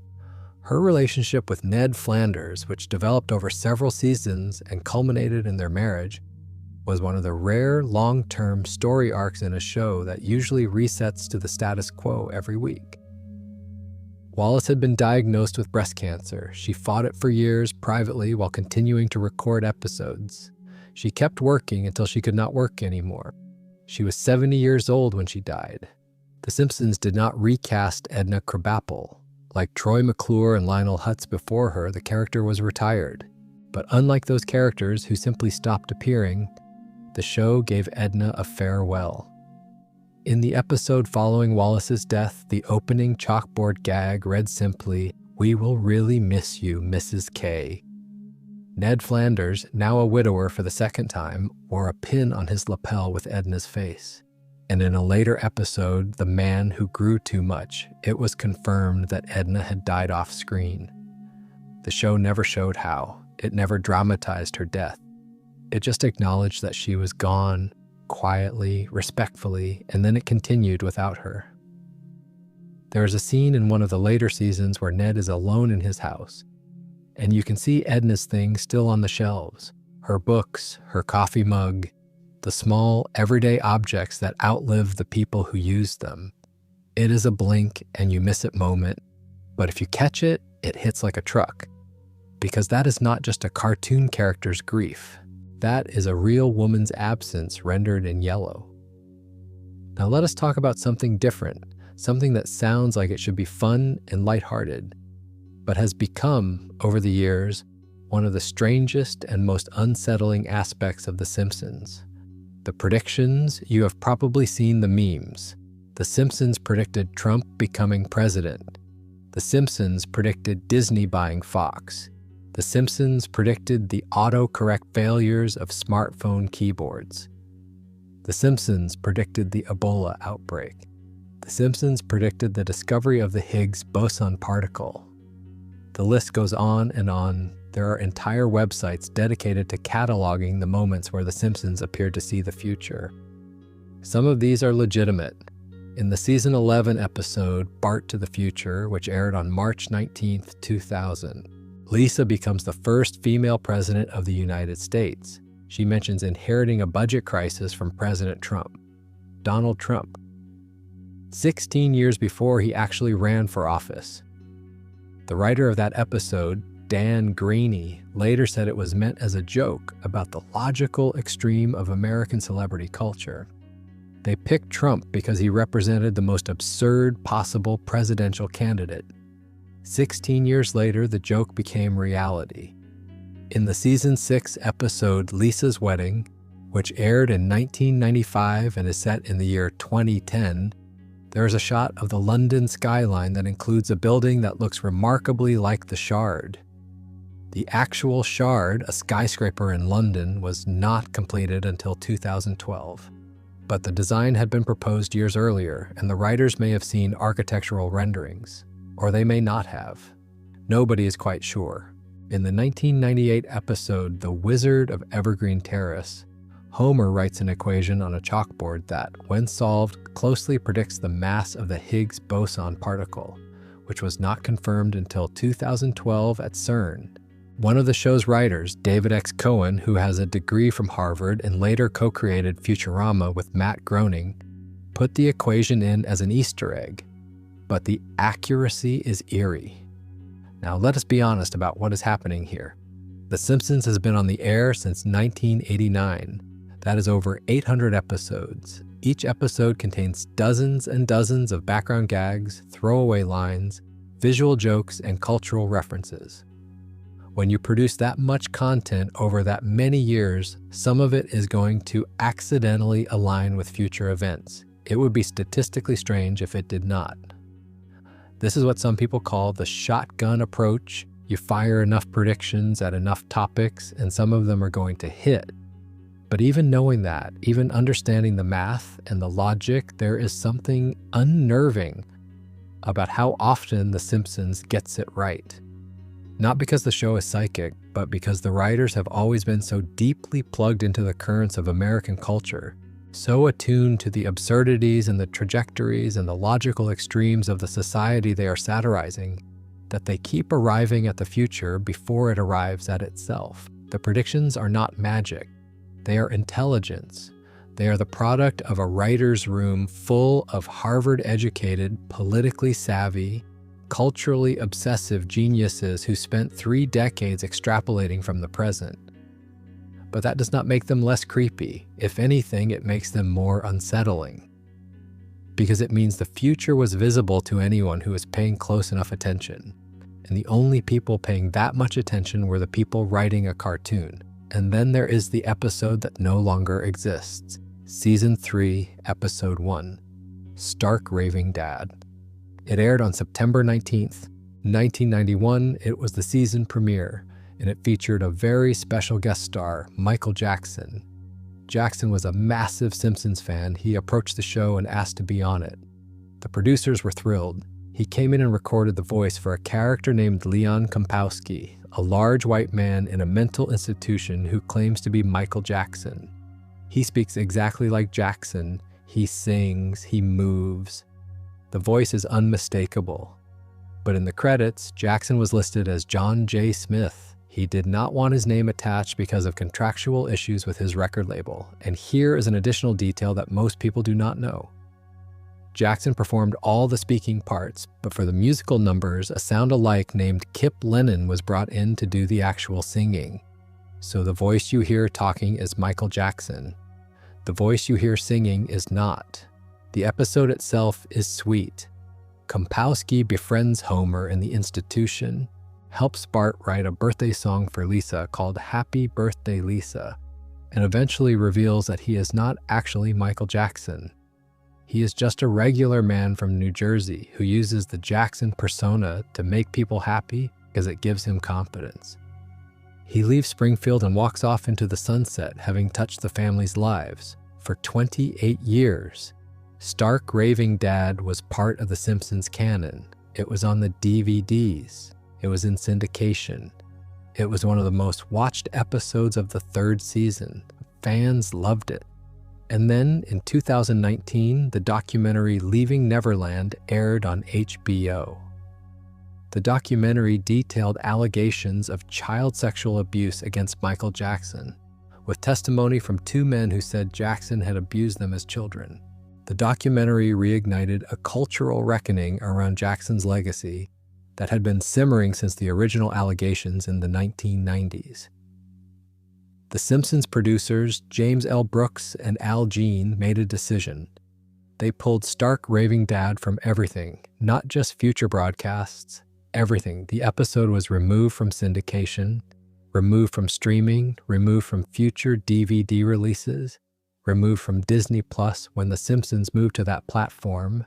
It is the only episode in the show's entire history, 37 seasons, over 800 episodes, to be completely erased from official distribution. You cannot watch it through any legitimate channel. It does not exist anymore. Not officially. Al Jean said that it felt like the only choice. He said the episode in which Jackson's character bonds with a child felt impossible to watch the same way after the allegations. Whether you believe Jackson's accusers or not, whether you think the evidence supports the claims or does not, the fact remains that a season premiere of one of the most important television shows ever made has been permanently removed from history. And that raises a question that the show itself never intended to ask. Can a piece of art be retroactively contaminated by the actions of the people who made it? Can a 1991 episode created in good faith by people who believed they were working with a musical genius become unwatchable because of allegations that would not surface for decades? The Simpsons producers decided yes. They erased the episode rather than let it exist with an asterisk, which means there is now a gap in the show's timeline, a missing chapter. The third season premiere of The Simpsons officially does not exist. For a show that has served as a comprehensive cultural record of American life for 35 years, having a hole in its own history is deeply strange. It is as if someone removed a page from the middle of a novel and insisted the story still made sense without it. And there is one more episode that almost disappeared, though for very different reasons. Season 9, Episode 1, The City of New York versus Homer Simpson. It aired in September 1997. The episode features Homer traveling to Manhattan to retrieve his car, which has been illegally parked between the twin towers of the World Trade Center. The towers are prominently featured throughout the episode. Homer runs between them. He complains about them. They are a major visual element of the entire story. After September 11, 2001, the episode was quietly removed from syndication. It was not officially banned the way Stark Raving Dad was, but networks chose not to air it. The imagery of the Twin Towers, which had been a comedy set piece, was suddenly too painful for a nation in mourning. The episode was eventually restored to broadcast rotation years later, but for a long time it simply vanished. Another chapter of the show's history that the real world made impossible to watch the same way. Everything we have talked about in this tier really happened. Phil Hartman was really murdered in his bed while his children slept. Marsha Wallace really died after years of fighting cancer. The predictions keep accumulating like evidence in a case no one filed. And entire episodes have been wiped from existence or temporarily shelved because the world outside Springfield kept intruding into the world inside it. But the final layer of this iceberg is about the things that happen behind the scenes. The people who made the show, the decisions made in rooms that audiences never see. And in some ways, this is the darkest part of all. Do not forget to subscribe before we enter the forbidden depths. For 27 years, one man composed the music that made The Simpsons feel like The Simpsons. His name was Alf Clausen, and unless you are deeply embedded in the world of television production, you have probably never heard of him. But you have heard his work. Every dramatic sting, every comedic cue, every lush orchestral moment that underscored the emotional highs and lows of over 800 episodes for nearly 3 decades. That was Alf Clausen.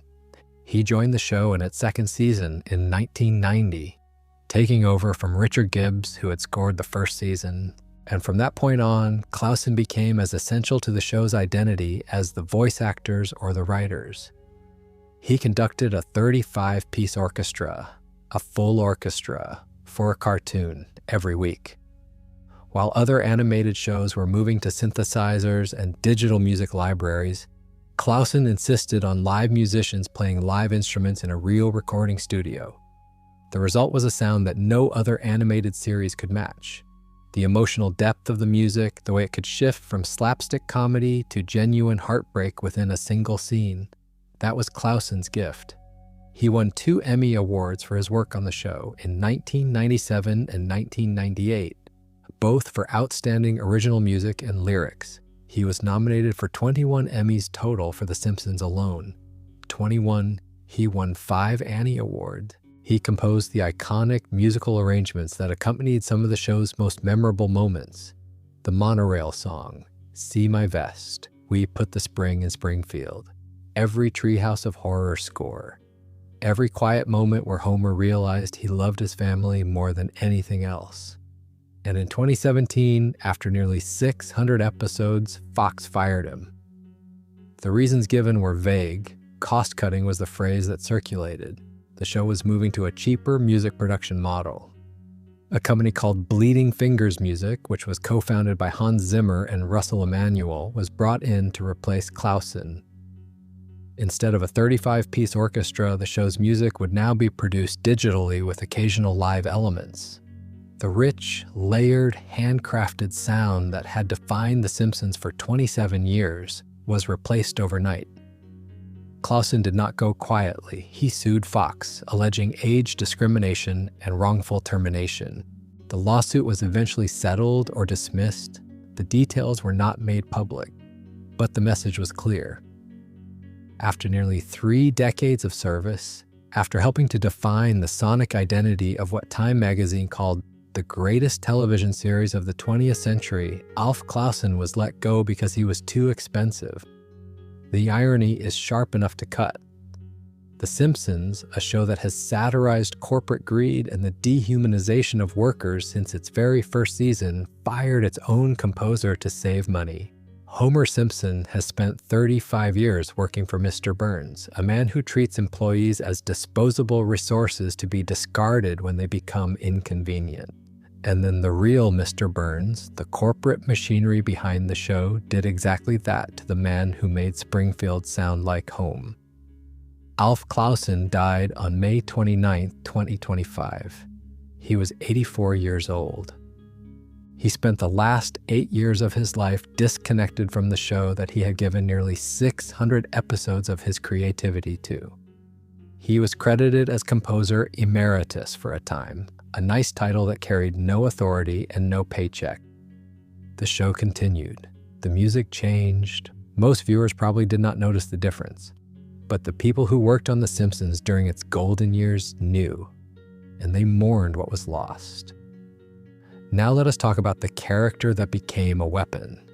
For 30 years, Apu Nahasapima Petailon was one of the most popular characters on The Simpsons, the owner of the Quick E Mart, the hardworking immigrant who came to America to pursue his dream. The man with the catchphrase, "Thank you, come again." He was voiced by Hank Azaria, a white actor using an exaggerated Indian accent.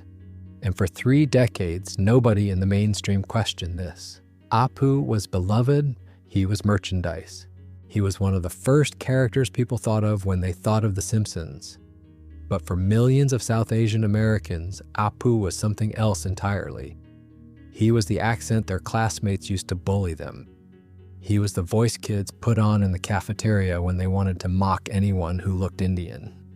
"Thank you, come again" became a taunt. It followed South Asian kids through schools and playgrounds and workplaces for an entire generation.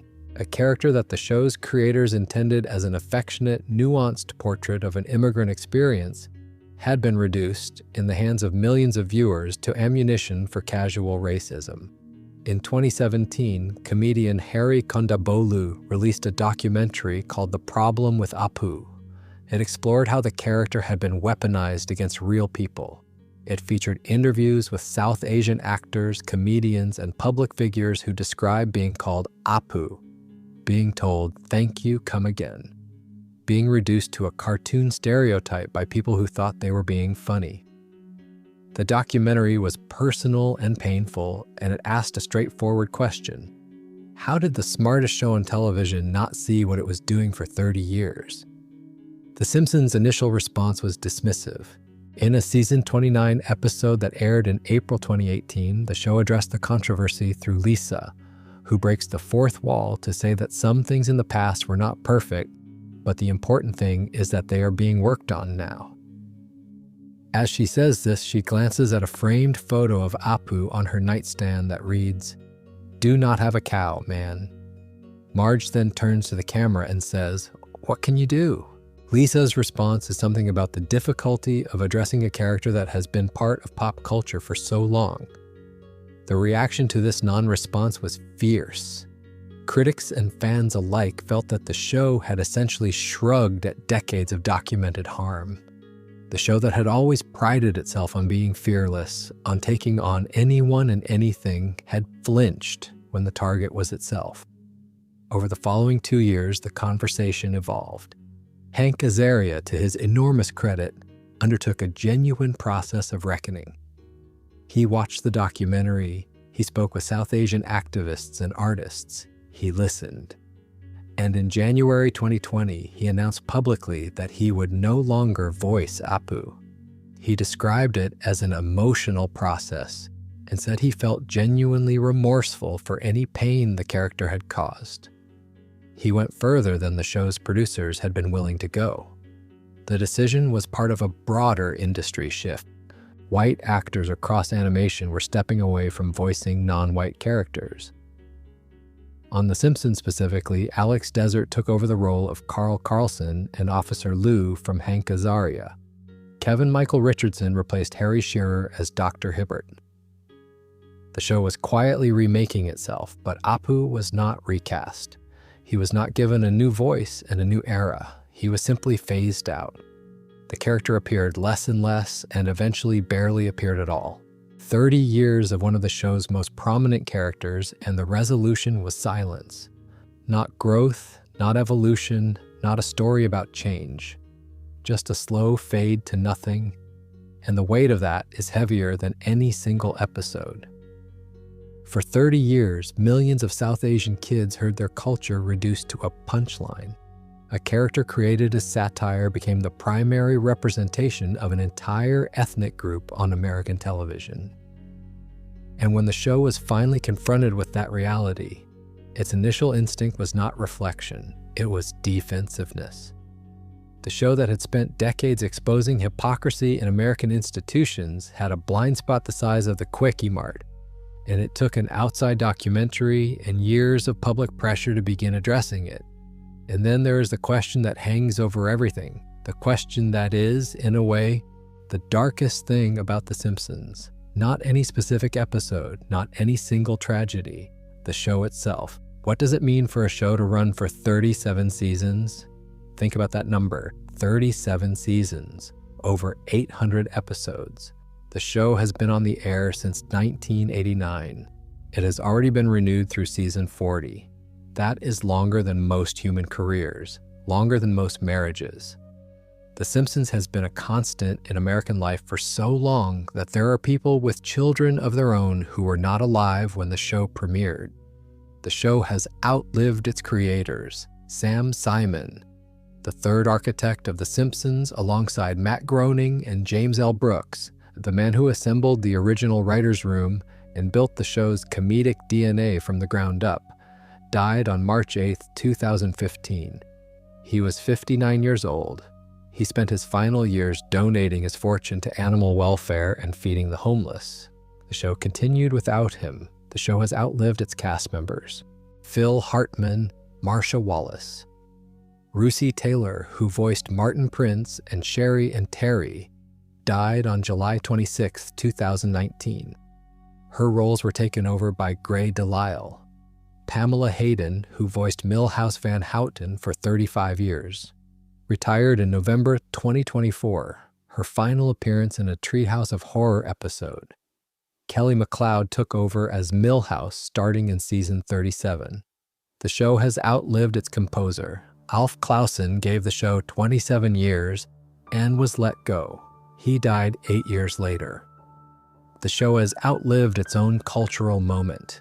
When The Simpsons debuted in 1989, it was a revolution. Nothing on television looked like it, sounded like it, or dared to be as sharp and subversive. Bart Simpson was on the cover of everything. Schools banned Simpsons t-shirts. President George H.W. Bush publicly criticized the show, and the show fired back the next week. It was dangerous. It was new. It was the most important thing happening in American popular culture. That was 35 years ago. The audience that made The Simpsons a phenomenon has grown up, had children, and in some cases become grandparents. The show that was once a rebellion against sanitized family sitcoms has become the very institution it used to mock. Characters who were edgy in 1990 are now comfort food for people approaching middle age. The ratings reflect this. Season 2 peaked at 33.6 million viewers for Bart Gets, an F. Recent seasons pull under 2 million. The show went from being the cultural event of the week to being something that exists in the background, always on, rarely discussed. And yet, 1 billion hours streamed on Disney+, an IMDb rating of 8.7 across all seasons, renewed through season 40. The show will not end. It cannot end. It has become too big, too embedded, too much a part of the infrastructure of American entertainment to ever stop. Which brings us to the dark realization that sits at the very bottom of the iceberg. The one you reach only after you have passed through all the layers. The darkest thing about The Simpsons is not any single episode. It is not Homer's enemy or Boys of Bummer or the Phil Hartman tragedy. The darkest thing about The Simpsons is the show itself, a comedy about a family trapped in an eternal present, never aging, never learning, repeating the same patterns forever while the real world around them keeps changing. Homer will always be 39, Bart will always be 10, Lisa will always be 8, Maggie will never grow up, will never speak more than a word or two, will suck on that pacifier until the sun burns out. But the people who created them, the people who drew them and voiced them and wrote their jokes and composed their music, those people grew old, they got fired, they got sick, they got divorced, they got murdered, they died. The real humans behind the yellow cartoon humans lived actual lives with actual endings, while the characters they created go on forever, frozen in amber, immune to the passage of time that destroys everything else. There is something almost cruel about it. Phil Hartman is dead, but Troy McClure's voice will echo through reruns for eternity. Marcia Wallace is dead, but Edna Krabappel's chalk still hits the board in every episode she appeared in. Alf Clausen is dead, but his music still plays under scenes he composed decades ago. The show preserves them as they were, forever young, forever funny, forever alive, while the real world took the real people away one by one. The Simpsons is a time capsule, but it is a time capsule that outlived the time it was supposed to capture. It started as a snapshot of late 1980s America, a satirical mirror held up to the excesses and absurdities of the culture. And then it just kept going. Through the 90s and the millennium and 9/11 and the financial crisis and the smartphone revolution and the streaming wars and everything else, it absorbed it all, it commented on it all, and it never stopped. It never aged. It never changed in the fundamental ways that people change. And every time you revisit it, you notice something darker, not because the episodes changed, because you did. You're older now than you were the last time you watched. You know more about loss and failure and the way the world actually works. The jokes are the same, but you are different, and so they land differently. The things that were funny when you were 12 are heartbreaking when you are 35.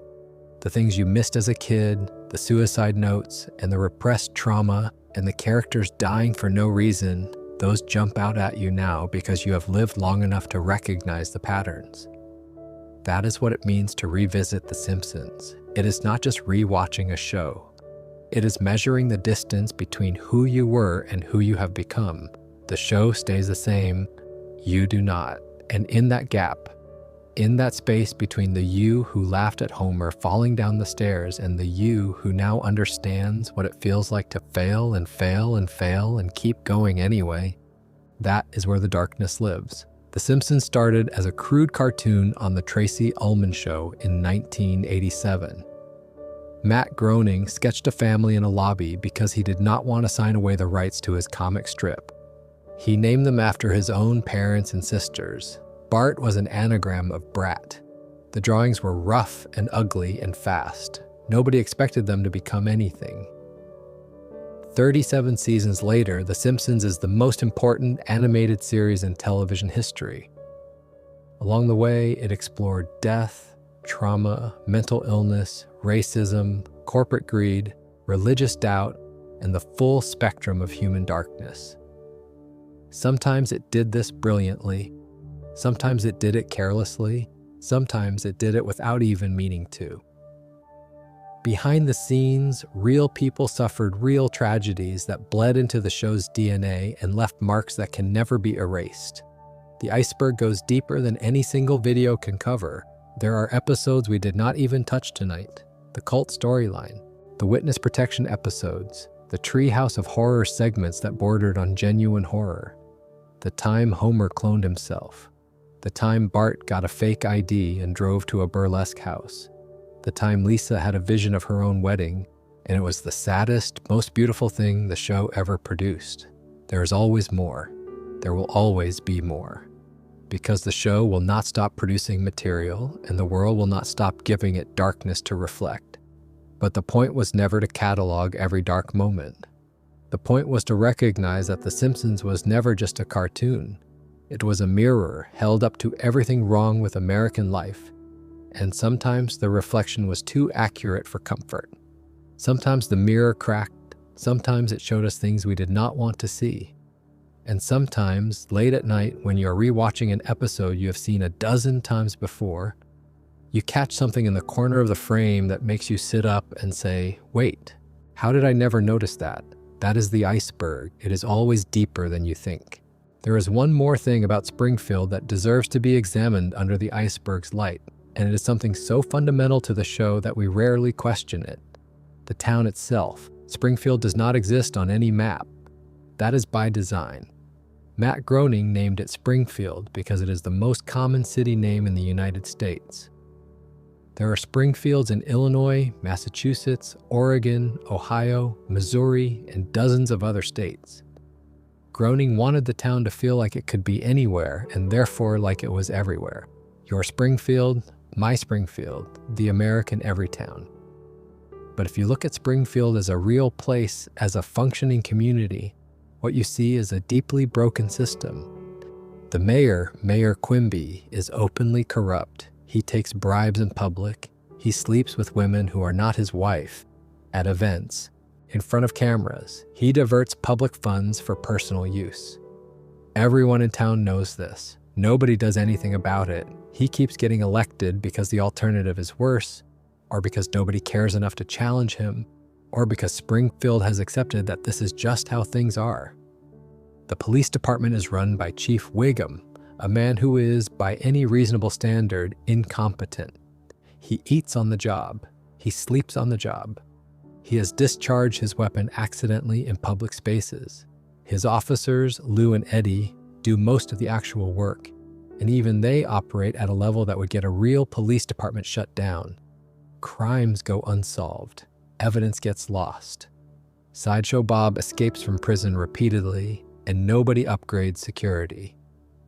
The school system is a disaster. Springfield Elementary is underfunded, overcrowded, and staffed by teachers who range from exhausted to outright hostile.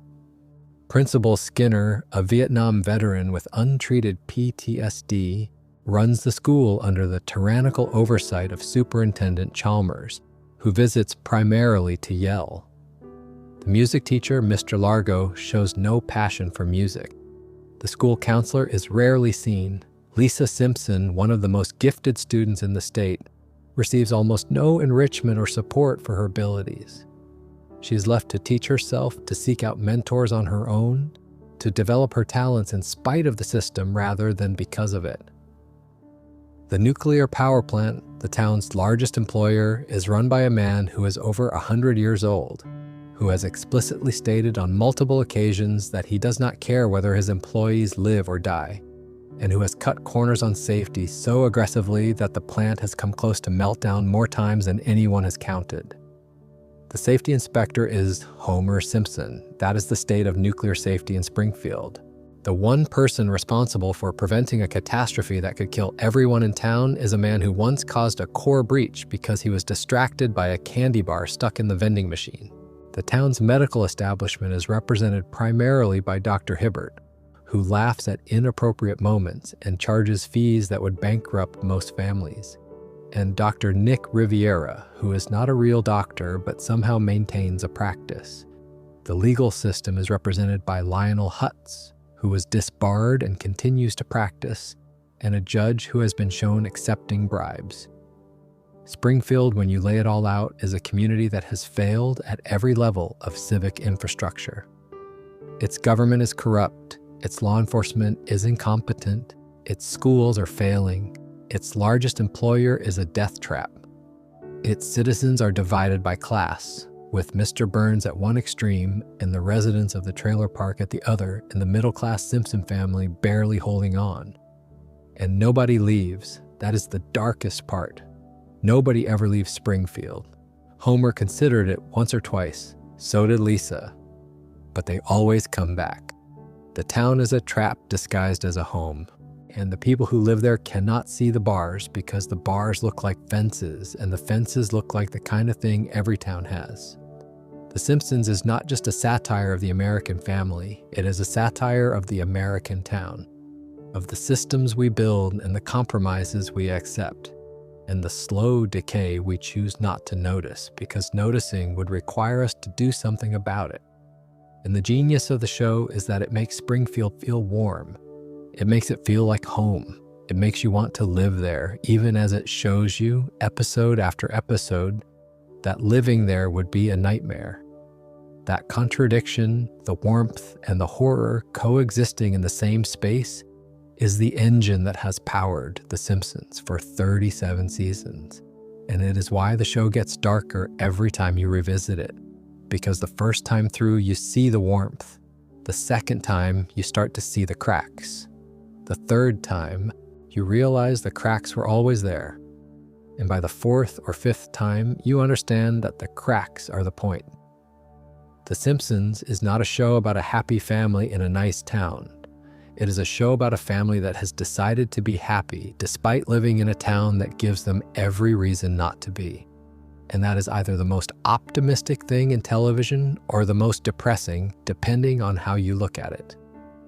Let us go even further and talk about the relationship between Homer and Marge, because it is one of the most complex and frankly troubling relationships in television history when you examine it honestly.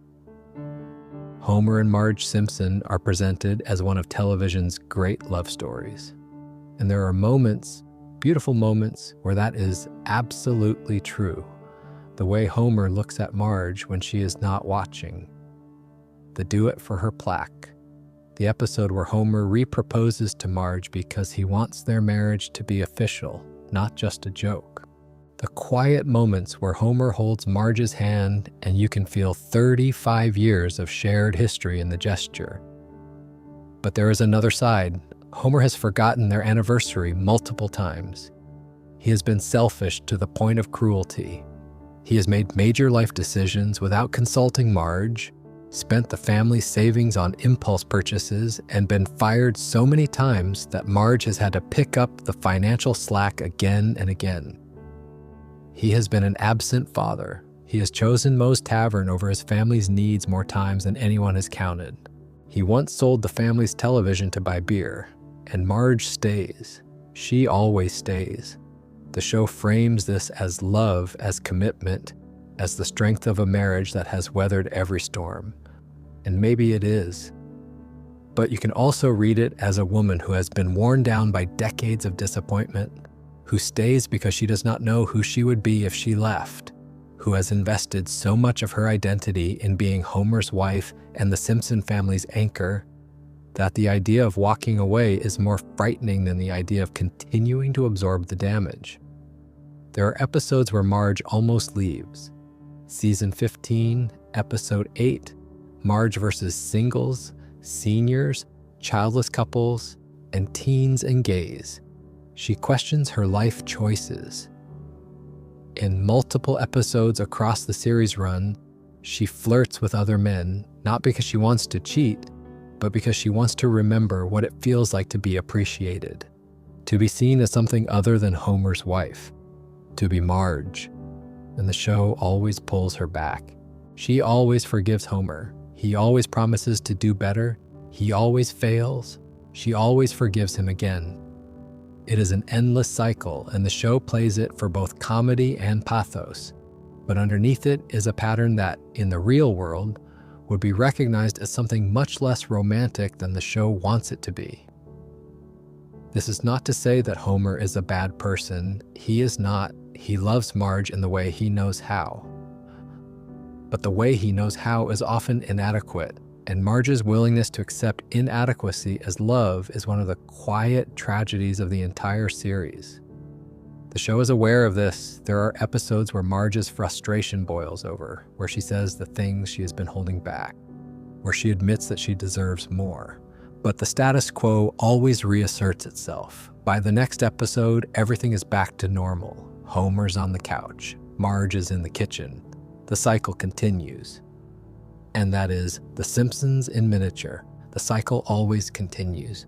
That is the blessing and the curse. The show never ends. The characters never grow. The town never changes. And the audience keeps coming back, hoping for something different, knowing it will be the same, and finding comfort in the sameness, even as they recognize that the sameness is part of the problem. Let us talk about one more dark thread before we close. Treehouse of Horror. Every year since 1990, The Simpsons has produced a Halloween special. Treehouse of Horror. These are anthology episodes, usually 3 segments each, where the show drops the rules of its normal universe and goes full horror, science fiction, or fantasy. They are not canon. Nothing that happens in a Treehouse of Horror carries over to the regular series. Characters can die, be dismembered, transformed, or destroyed, and next week everything is back to normal. But the Treehouse episodes serve a purpose that goes beyond holiday fun. They are the show's release valve, the space where The Simpsons can say the things it cannot say in its regular episodes, where it can go places that the normal rules of network television and family comedy will not allow. In Treehouse of Horror 5, which aired in 1995, there is a segment called Nightmare Cafeteria. Springfield Elementary runs out of money for the school lunch program. Principal Skinner's solution is to start feeding the students to each other. Not as a joke, as the actual plot. Children are selected one by one and taken to the kitchen and turned into food. The remaining students eat their classmates without knowing what they are consuming. When Bart, Lisa, and Milhouse figure out what is happening and try to escape, they are chased through the school by the faculty and eventually fall into a giant blender. This aired on network television in 1995, during the Family Hour. In Treehouse of Horror 26, which aired in 2015, there is a segment called Wanted Dead Then Alive. Sideshow Bob finally kills Bart. He's been trying for over 20 years across multiple episodes, and in this segment, he succeeds. He murders Bart Simpson, and then he does not know what to do with himself. His entire identity was built around wanting to kill this child, and now that the child is dead, he has no purpose. He falls into depression. He builds a machine that can resurrect Bart so he can kill him again over and over, giving himself an endless supply of the one thing that gave his life meaning. He kills Bart repeatedly in different ways, each time resurrecting him so he can do it again. It is played as dark comedy. It is the kind of thing that only the Treehouse format can do. But underneath the absurdist humor is a genuinely disturbing psychological portrait. A man who has organized his entire existence around the murder of a child, and who, when he achieves his goal, cannot function without it. Bob's obsession with Bart is not really about Bart. It is about Bob's need to have a purpose, any purpose, even a monstrous one. And the Treehouse format lets the show explore that without consequences, which somehow makes it more honest than the regular episodes where Bob is always foiled and carted back to prison. The Treehouse episodes have parodied The Shining, Twilight Zone, A Nightmare on Elm Street, The Exorcist, Jurassic Park, and dozens of other horror properties.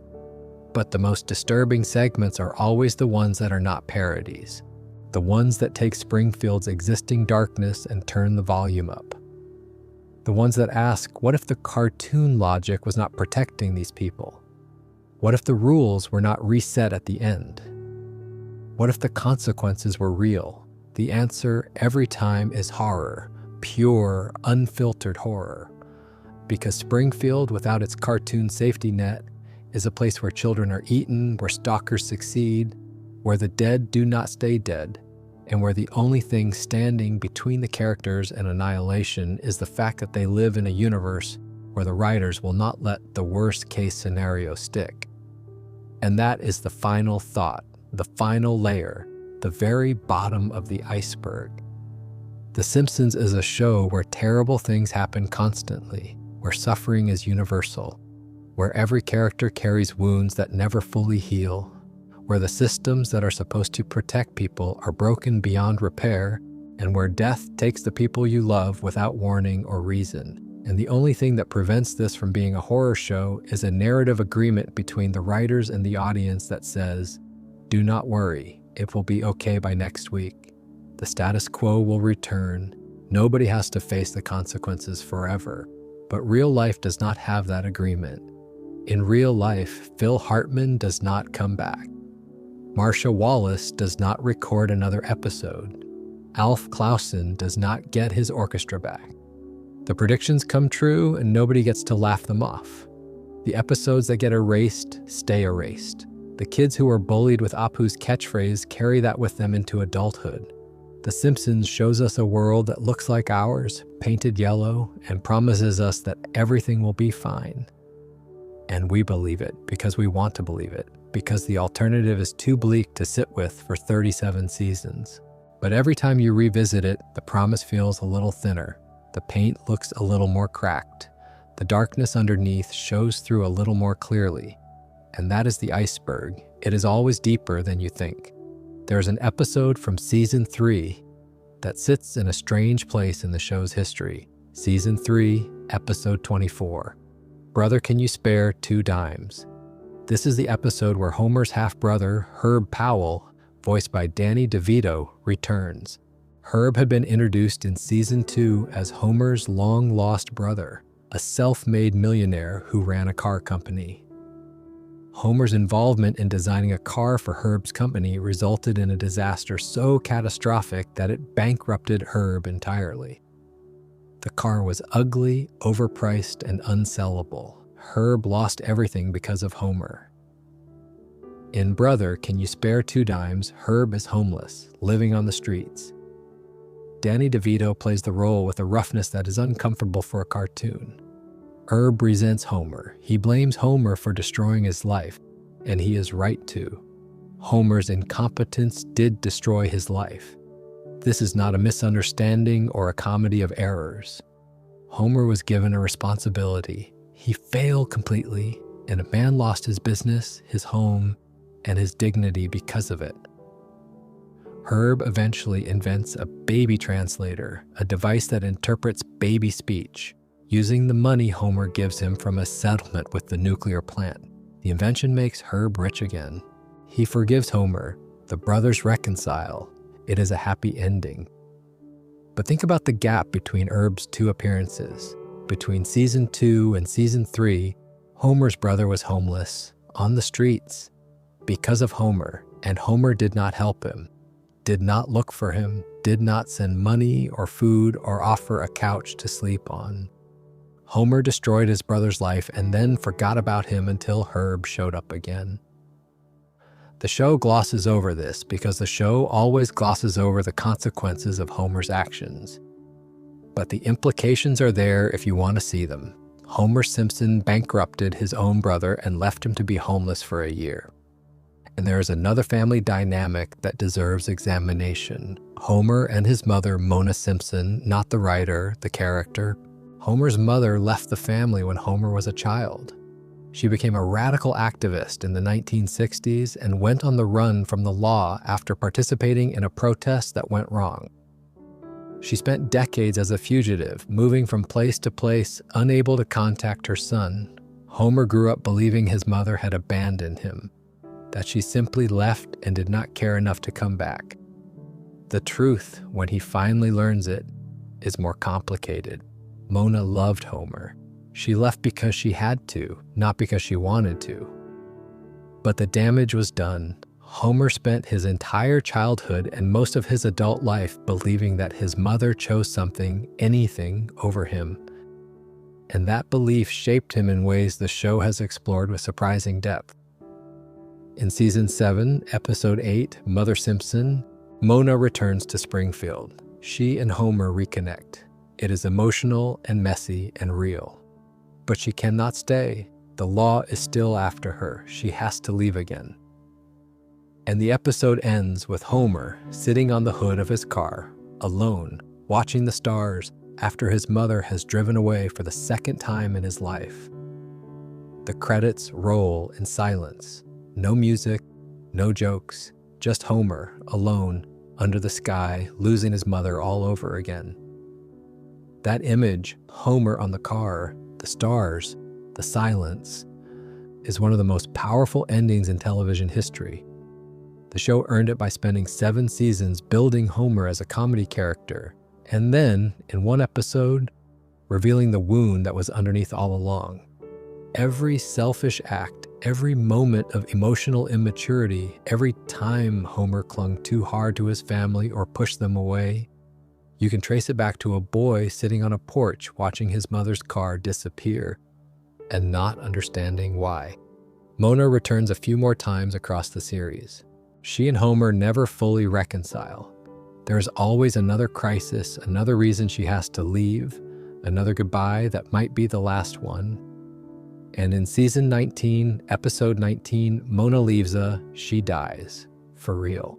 In Homer's arms, after a lifetime of missed connections and abandoned reunions, Mona Simpson dies, and Homer holds her. And it is too late for all the things they never said. The show buries Mona according to her wishes, scattering her ashes in a location that triggers one final act of environmental activism.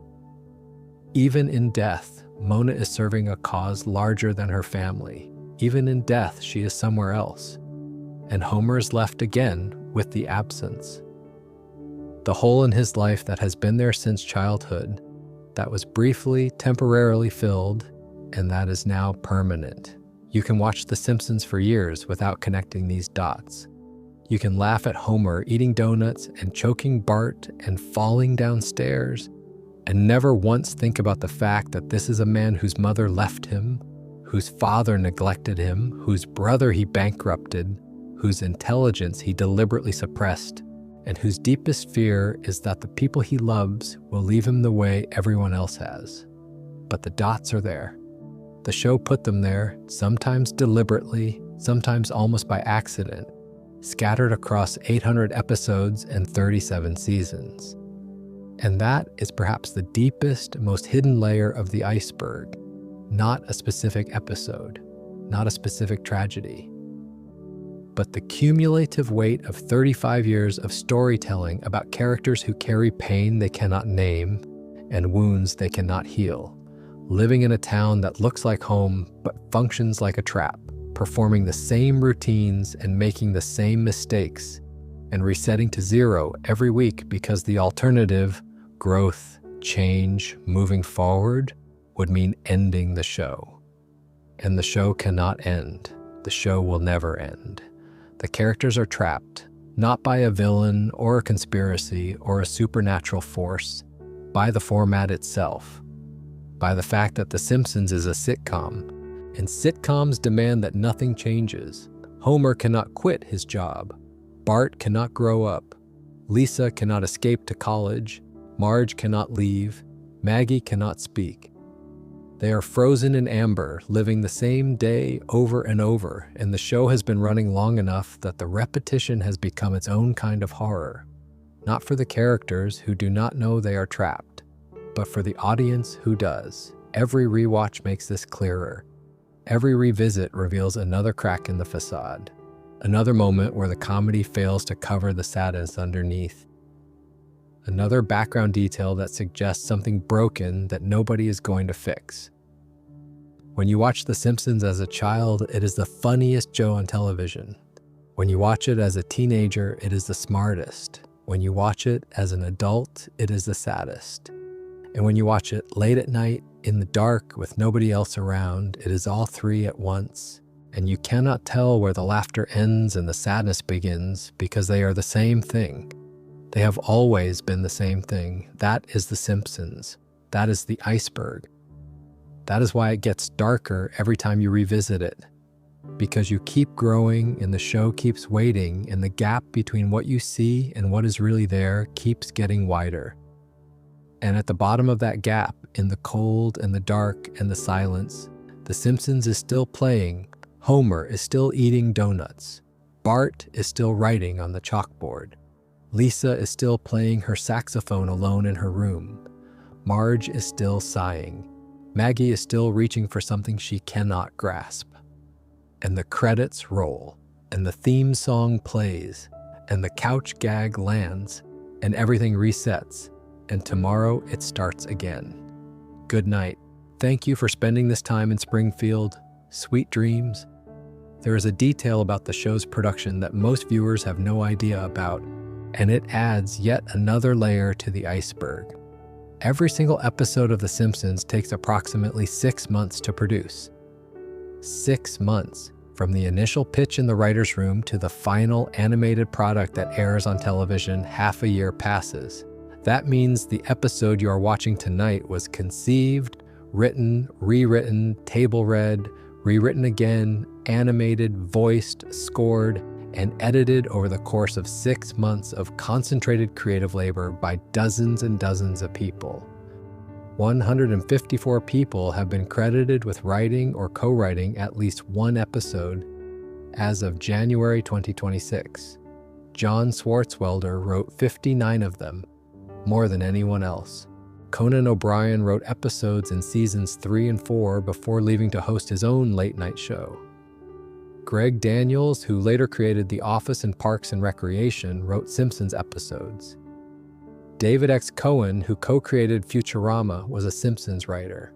The writer's room of The Simpsons in the 1990s was, by any measure, one of the greatest concentrations of comedic talent ever assembled in one place. And the working conditions were brutal. Writers have described 16-hour days, 7-day weeks, months of grinding through rewrites. George Meyer, one of the show's most influential writers, described the process as both exhilarating and exhausting. The standard for quality during the golden years was so impossibly high that every script went through more revisions than most shows would consider reasonable. A joke that was funny was not good enough. It had to be the funniest possible version of that joke. A story that worked was not good enough. It had to be the most emotionally honest version of that story. This level of perfectionism produced some of the greatest television ever made. It also burned people out. Writers left, marriages suffered. The turnover rate in the early seasons was significant. The show demanded everything from the people who made it, and in exchange, it gave them episodes that would be analyzed and celebrated for decades. But the human cost was real, and it is one of those behind-the-scenes realities that never makes it into the documentaries or the retrospectives. And then there is the question of the show's relationship with its own legacy. The Simpsons is aware that it is not as good as it used to be. The writers know, the producers know, Al Jean knows. Matt Selman, who took over as primary showrunner from season 33 onward, knows. They have all been asked the question 1,000 times. Why do you keep going? Why not end it while it still has some dignity? The answer is always some variation of the same thing. The show still makes people happy. There are still stories to tell. The actors still want to work. The audience, even the diminished audience of 2 million viewers, still tunes in. And besides, what would it mean to end The Simpsons? The show has been on the air for 37 years. It has been renewed through season 40. It is not just a television program anymore. It is an institution, a tradition, a fixture. Ending it would be like tearing down a building that has been standing since before most people can remember. Even if the building is not what it once was, even if the paint is chipped and the foundation has cracks, the idea of the empty lot where it used to be is somehow worse, so the show continues. Season after season, episode after episode, the characters repeat their patterns, the status quo resets, the couch gag plays, and every year the gap between what The Simpsons was and what The Simpsons is grows a little wider, and the people who remember the golden years feel a little older, and the kids discovering the show on Disney Plus have no idea what they missed. That is the iceberg too. Not just the dark episodes and the real-world tragedies, but the slow, inevitable dimming of something that was once the brightest light on television. The gradual transformation from revolution to routine, the long, quiet decline from essential to eternal.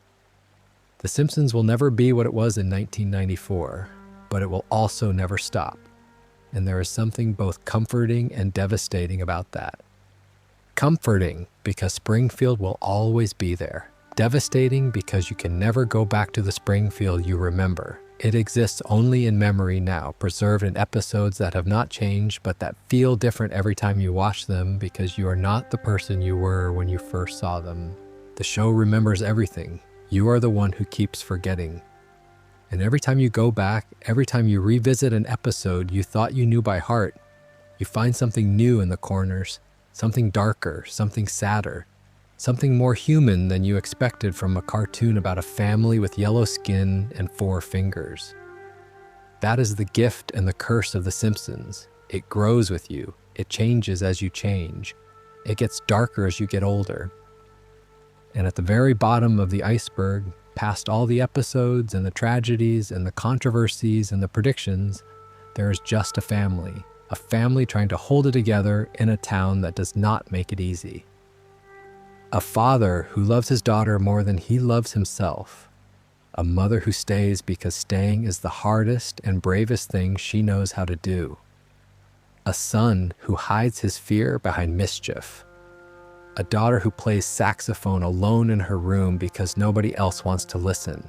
And a baby who reaches for things she cannot name. They're all still there. They will always be there. And every time you visit them, they will show you something you missed before. Something darker, something truer, something that was always there, waiting for you to be ready to see it. If you enjoyed this deep dive, make sure to subscribe to our channel. I will see you in the next one.